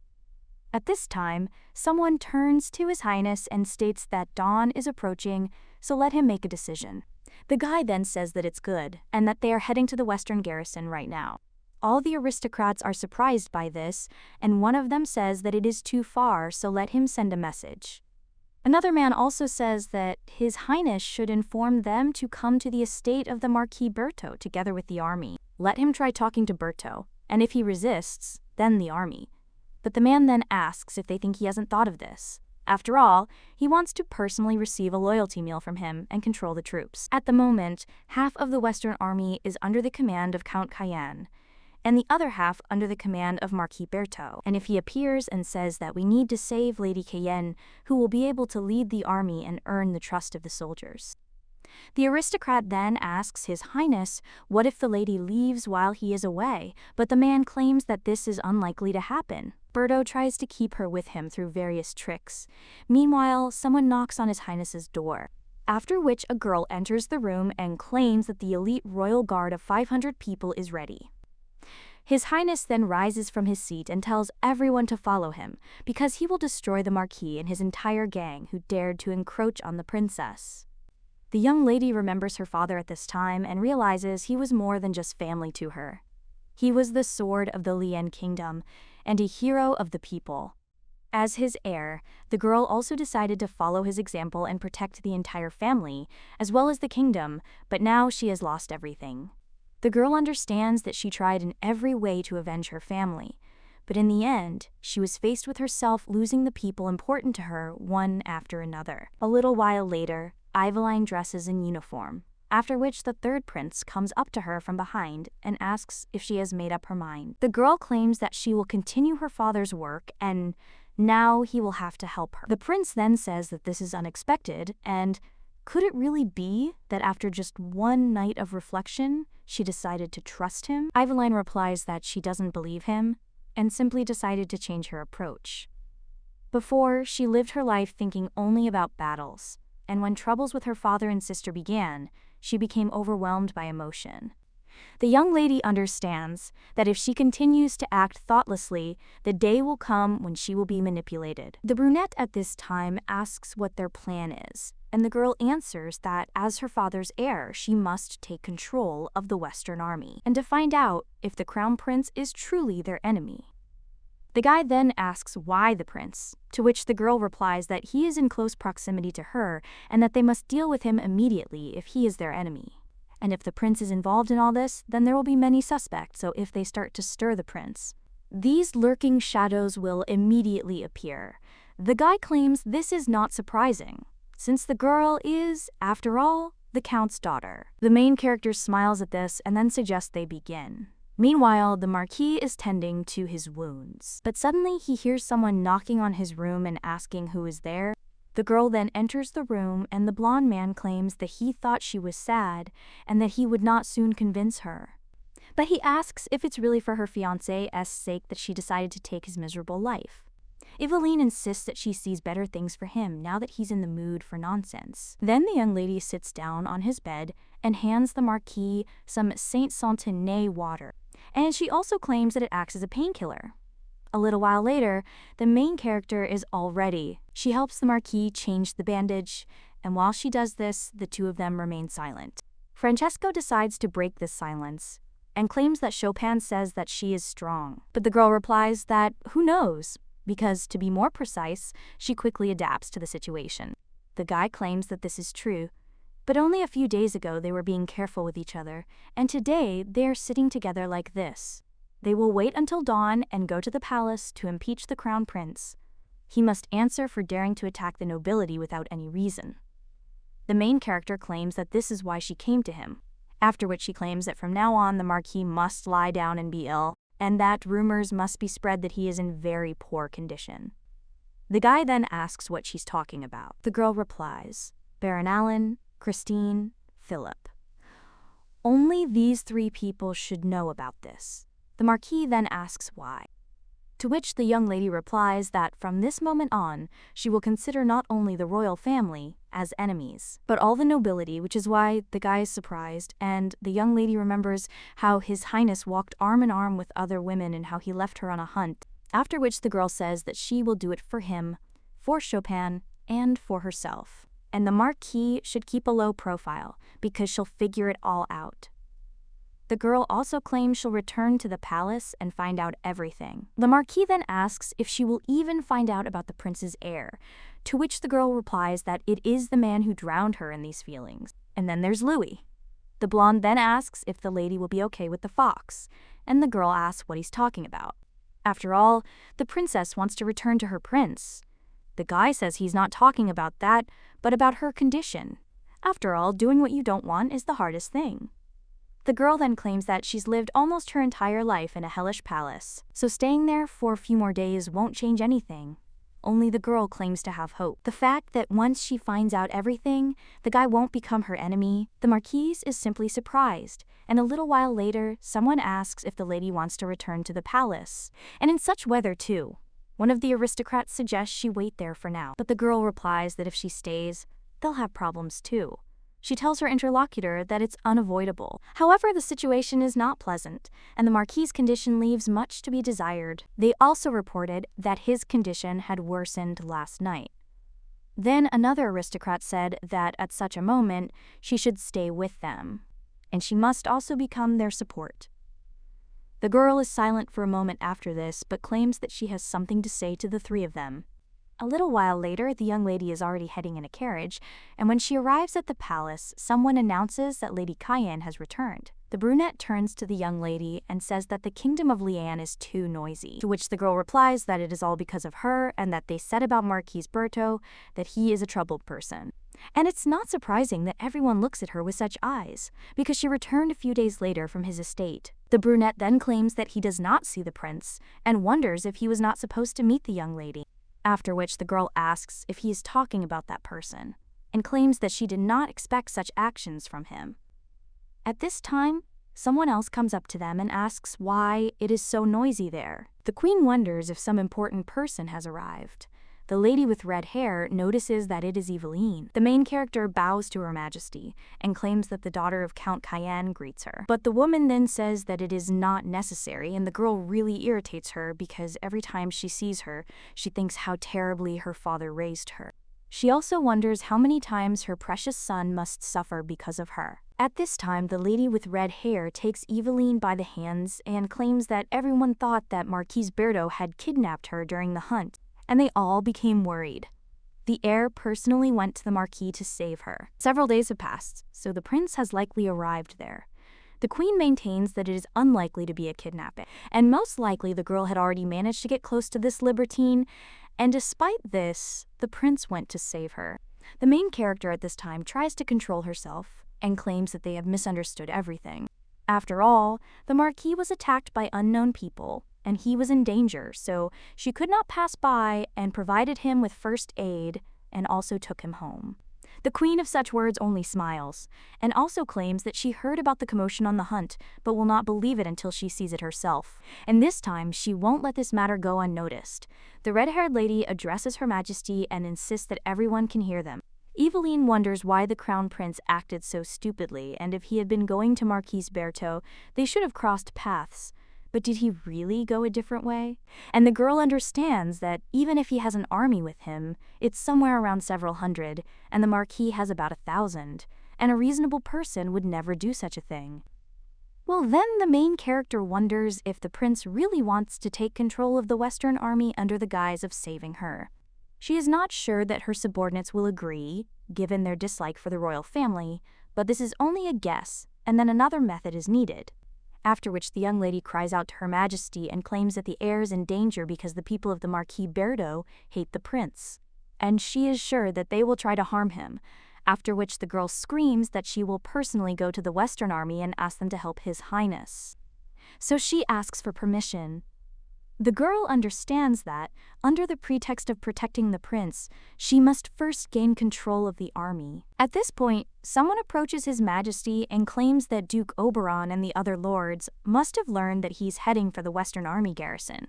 The prince says it doesn't matter to him, and he finally had a reason to take control of the Western army. So if he says he's going to rescue Lady Cayenne, no one will dare contradict him. The main character, meanwhile, calls on her favor and insists that this evil queen has finally given her permission. But she values her son's life, and she doesn't like that she is in the kingdom. The third prince tells the girl to wait and says he has a favor to ask of her guard. He then asks if he could go to the Empire. The guard replies that it's not difficult for him, but... After which, the prince simply gives him a roll of paper in his hands, and when the servant asks what it is, he replies that it is a letter to his unit, that is, to the 3rd Imperial Corps, and also his soldiers are waiting for him, and have probably already started to worry, so he hopes that he will pass this letter on to his deputy. Pan then asks what he is planning at such a time, their main character asks. Is that really the only reason he wants to send the letter? The third prince insists he wouldn't send it just to say hello, and that it's to protect her. The gentleman then turns to the lady, as if asking what he should do, to which the girl replies that he should do what the prince commands, since he too is risking a lot for this, and they must make concessions. After all, now is not the time to quibble over trifles. A little while later, the girl and the prince are already riding horses, and when they enter one of the mountains, the young lady claims she's never seen this place before. The guy says it's too empty and not very familiar, and he also thinks they've cut the route in half. The girl then says that she sees that the prince of the empire knows about a foreign country better than the locals. The guy replies that when he was very little, he came there to escape the horror that was happening in the royal palace, and he wonders if the count didn't tell the girl. Eveline looks at him a little surprised, then says that, overall, everything is going great, and she hopes they'll arrive today. Well, the prince claims that this is not possible, because as soon as they enter the gorge, night will fall, and he thinks that everything will be fine with them, but if suddenly these horses stumble, it will be very bad. And their whole bodies are wet, so they need to set up camp. Eveline looks at the prince, but still doesn't object. A little while later, they are already making a fire, and the prince tells the girl to get some sleep. He also asks if she is worried about her guard, but says that he has his letter with him, so the girl does not have to worry about him. At this time, the main character gets up from her seat and claims that she is well rested, so let him sleep. She's well rested, so let him sleep now, and she'll keep an eye out for anyone suspicious on the horizon. The prince then claims he thought they were getting closer, to which the girl replies she doesn't think so. And even if they act together, this does not change the fact that he is a man of an enemy country, and she also turned a blind eye to the fact that he corresponds with his soldiers. After which the guy says that since she didn't trust him, he should have simply refused. But the girl says that wouldn't have changed anything, since he felt at home there anyway. The guy then sighs and claims that the new emperor is trying to destroy his unit. And also his soldiers, like him, were descendants of Duranka or Kunta, and they were bound to each other like true brothers. His brother had always planned to remove him from his path, and he was unlikely to let go of those who had sworn allegiance to him, and now he has nowhere to go, so now he sits next to her to help. The girl then asks if he really decided to help the daughter of the count of an enemy kingdom in one day. But then she also tells him to forget about it, because in principle she understands his plan and she doesn't care how he will live his life. Well, she has her father's Western army, and she is not going to ask for help from those with whom they have been at odds until now. The young man then asks if she thinks the Western army commanders will side with her. After all, in his eyes, they are merely selfish men, and if they were truly loyal to the count, they would have put their lives on the line to support her and hand her over to Titus. After which he asks the girl if she thinks the same, but she only looks away, and also remembers the words of the musketeer that the people of Serena swear allegiance to only one person in their entire lives. At this time, someone bursts into the musketeer's room and shouts that the crown prince has arrived, but he only laughs. And he also says that, of course, this is how it should be, and it was not for nothing that he trusted and submitted to him. After this, his interlocutor claims that he is sure that the prince wants to take over the Western army, and he is worried about the other commanders. The man then asks how they dare refuse, because the lady is in danger, and this is even for the best. After all, how convenient it was that foolish Eveline had fallen into the Marquis's hands, and so the prince had a reason.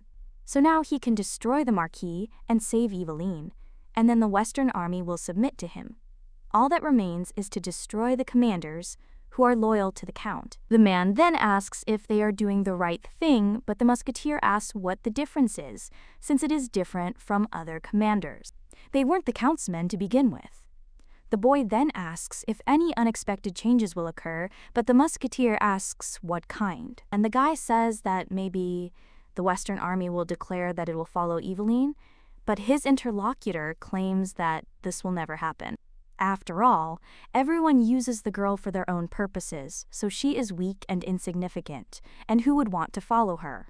A little while later, the main character is already in the county and asks if he has already left, to which one of the servants asserts that yes, so he has, and 4 days have already passed.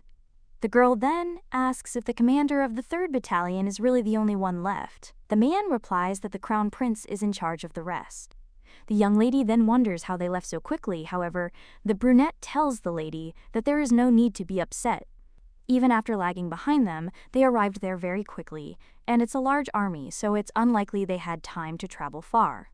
He then suggests they hurry, and the young lady agrees. However, when they are about to leave, one of the commanders stops them, turning to the lady. The girl then turns around and asks what happened, and the man asks how things are going, since they were told she was kidnapped by the Marquis Berto.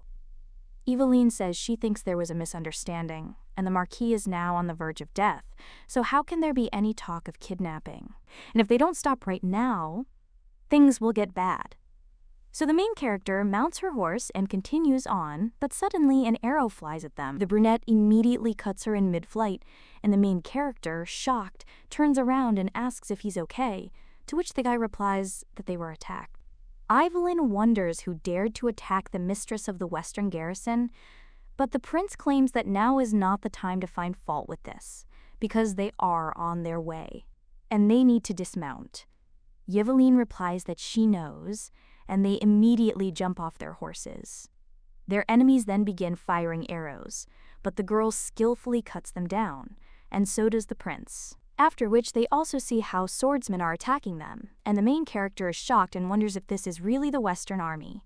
The girl then asks why the Knights of the West are attacking her, but at that very moment arrows fly into her ear, and the prince cries out in shock before leaping forward. The girl also remembers how Chopin said that, in his eyes, these commanders were only selfish people, and she wonders if he was right. At this time, someone tells the other knights to move away, and the girl, in shock, asks if this is really the commander, to which he says that he feels sorry in front of the lady. But the girl asks why he's doing this and for what purpose. The commander insists he sees no point in making excuses, and that from now on, she shouldn't be there anymore, because that's the only way they'll all survive. At this time, the main character turns to the brunette and tells him to return to the Empire, and she will distract them. After all, even if he has the skill level, it will be difficult to fight and fend off arrows at the same time. But the guy just says that she upsets him and asks if the girl has already given up on something, screaming that this is her battle. After which she claims that, to be honest, she shouldn't have doubted his words, and therefore doesn't want to drag a stranger into these matters. Well, at that very moment, the brunette stands behind her and says that, like father, like daughter. Well, they are both very stubborn, and he, on the contrary, would try his best to stay alive, even though his aura is gloomy, but overall he is a person who shows great promise. The young lady then smiles and says that then they will see what he is like, and also takes his hand in hers. At this moment, the remaining knights begin their attack, but at that very moment, a dagger flies at one of them. And when the main character looks up, she sees that her colleagues are in the trees. At this time, the knights turn to the commander and ask what they should do. A blue-haired boy jumps down from the tree and addresses the captain. The girl realizes it's Leo. After which the boy orders to destroy all the knights, and not to fall into eternal sleep. The main character turns to the prince and says that now is the time, after which the two of them use their sword techniques. A little while later, the commander is left alone, and the main character puts a sword to his throat. He also says that it's unlikely that a battalion commander would attack his master, and she wonders who ordered him to do this. The man then simply bites his tongue and asserts that the Lian kingdom will last forever. After this, the prince checks his pulse, and when he turns to the main character, he shakes his head, showing that he has already fallen into eternal sleep. The girl becomes furious after this. A little while later, she turns to Leo and asks how he got there, to which the guy replies that he noticed that the commander of the 3rd Battalion was behaving strangely and decided to follow him, and as soon as she left, he began to gather troops, but the main character asks how they could all come and what about the border. The guy replies that the hell is going on in the country, so how could they stay there, and they are devoted only to the lady. After which he turns to the others and asks if this is true, to which they nod, and the girl says that, overall, they tried their best. And Leo claims that now the captain owes him his life, but the girl only says that then she offers to arrange a special sparring match just for him. Then the girl says that okay, they won't be needed anymore, so they need to go to the border, and there is somewhere else to go. Leo then asks what she's talking about, and the brunette asks her to wait, and says that she needs to think everything over. The girl then asks what exactly, to which the guy replies that the commander overcame her, and in order to hide his patron, he plunged into eternal sleep. After which he asks if the lady understands what he is getting at, and, probably, the Western army no longer belongs to her. Leo tells the captain that if everything is really like that, then there is no point in going there alone, and it would be the same as jumping into a fire. But the girl then remembers the Marquis and claims that if she doesn't go, then Francesco will. At this time, the prince takes the girl by the hand and tells her to think about only one thing now. It's about me and my sister, who might be alive. Meanwhile, at the Marquis's estate, someone cries out to Christine that there are too many of them and asks if there's a way out. The guy also screams that the crown prince is a scoundrel, and they also thought that he would drag the Western army there.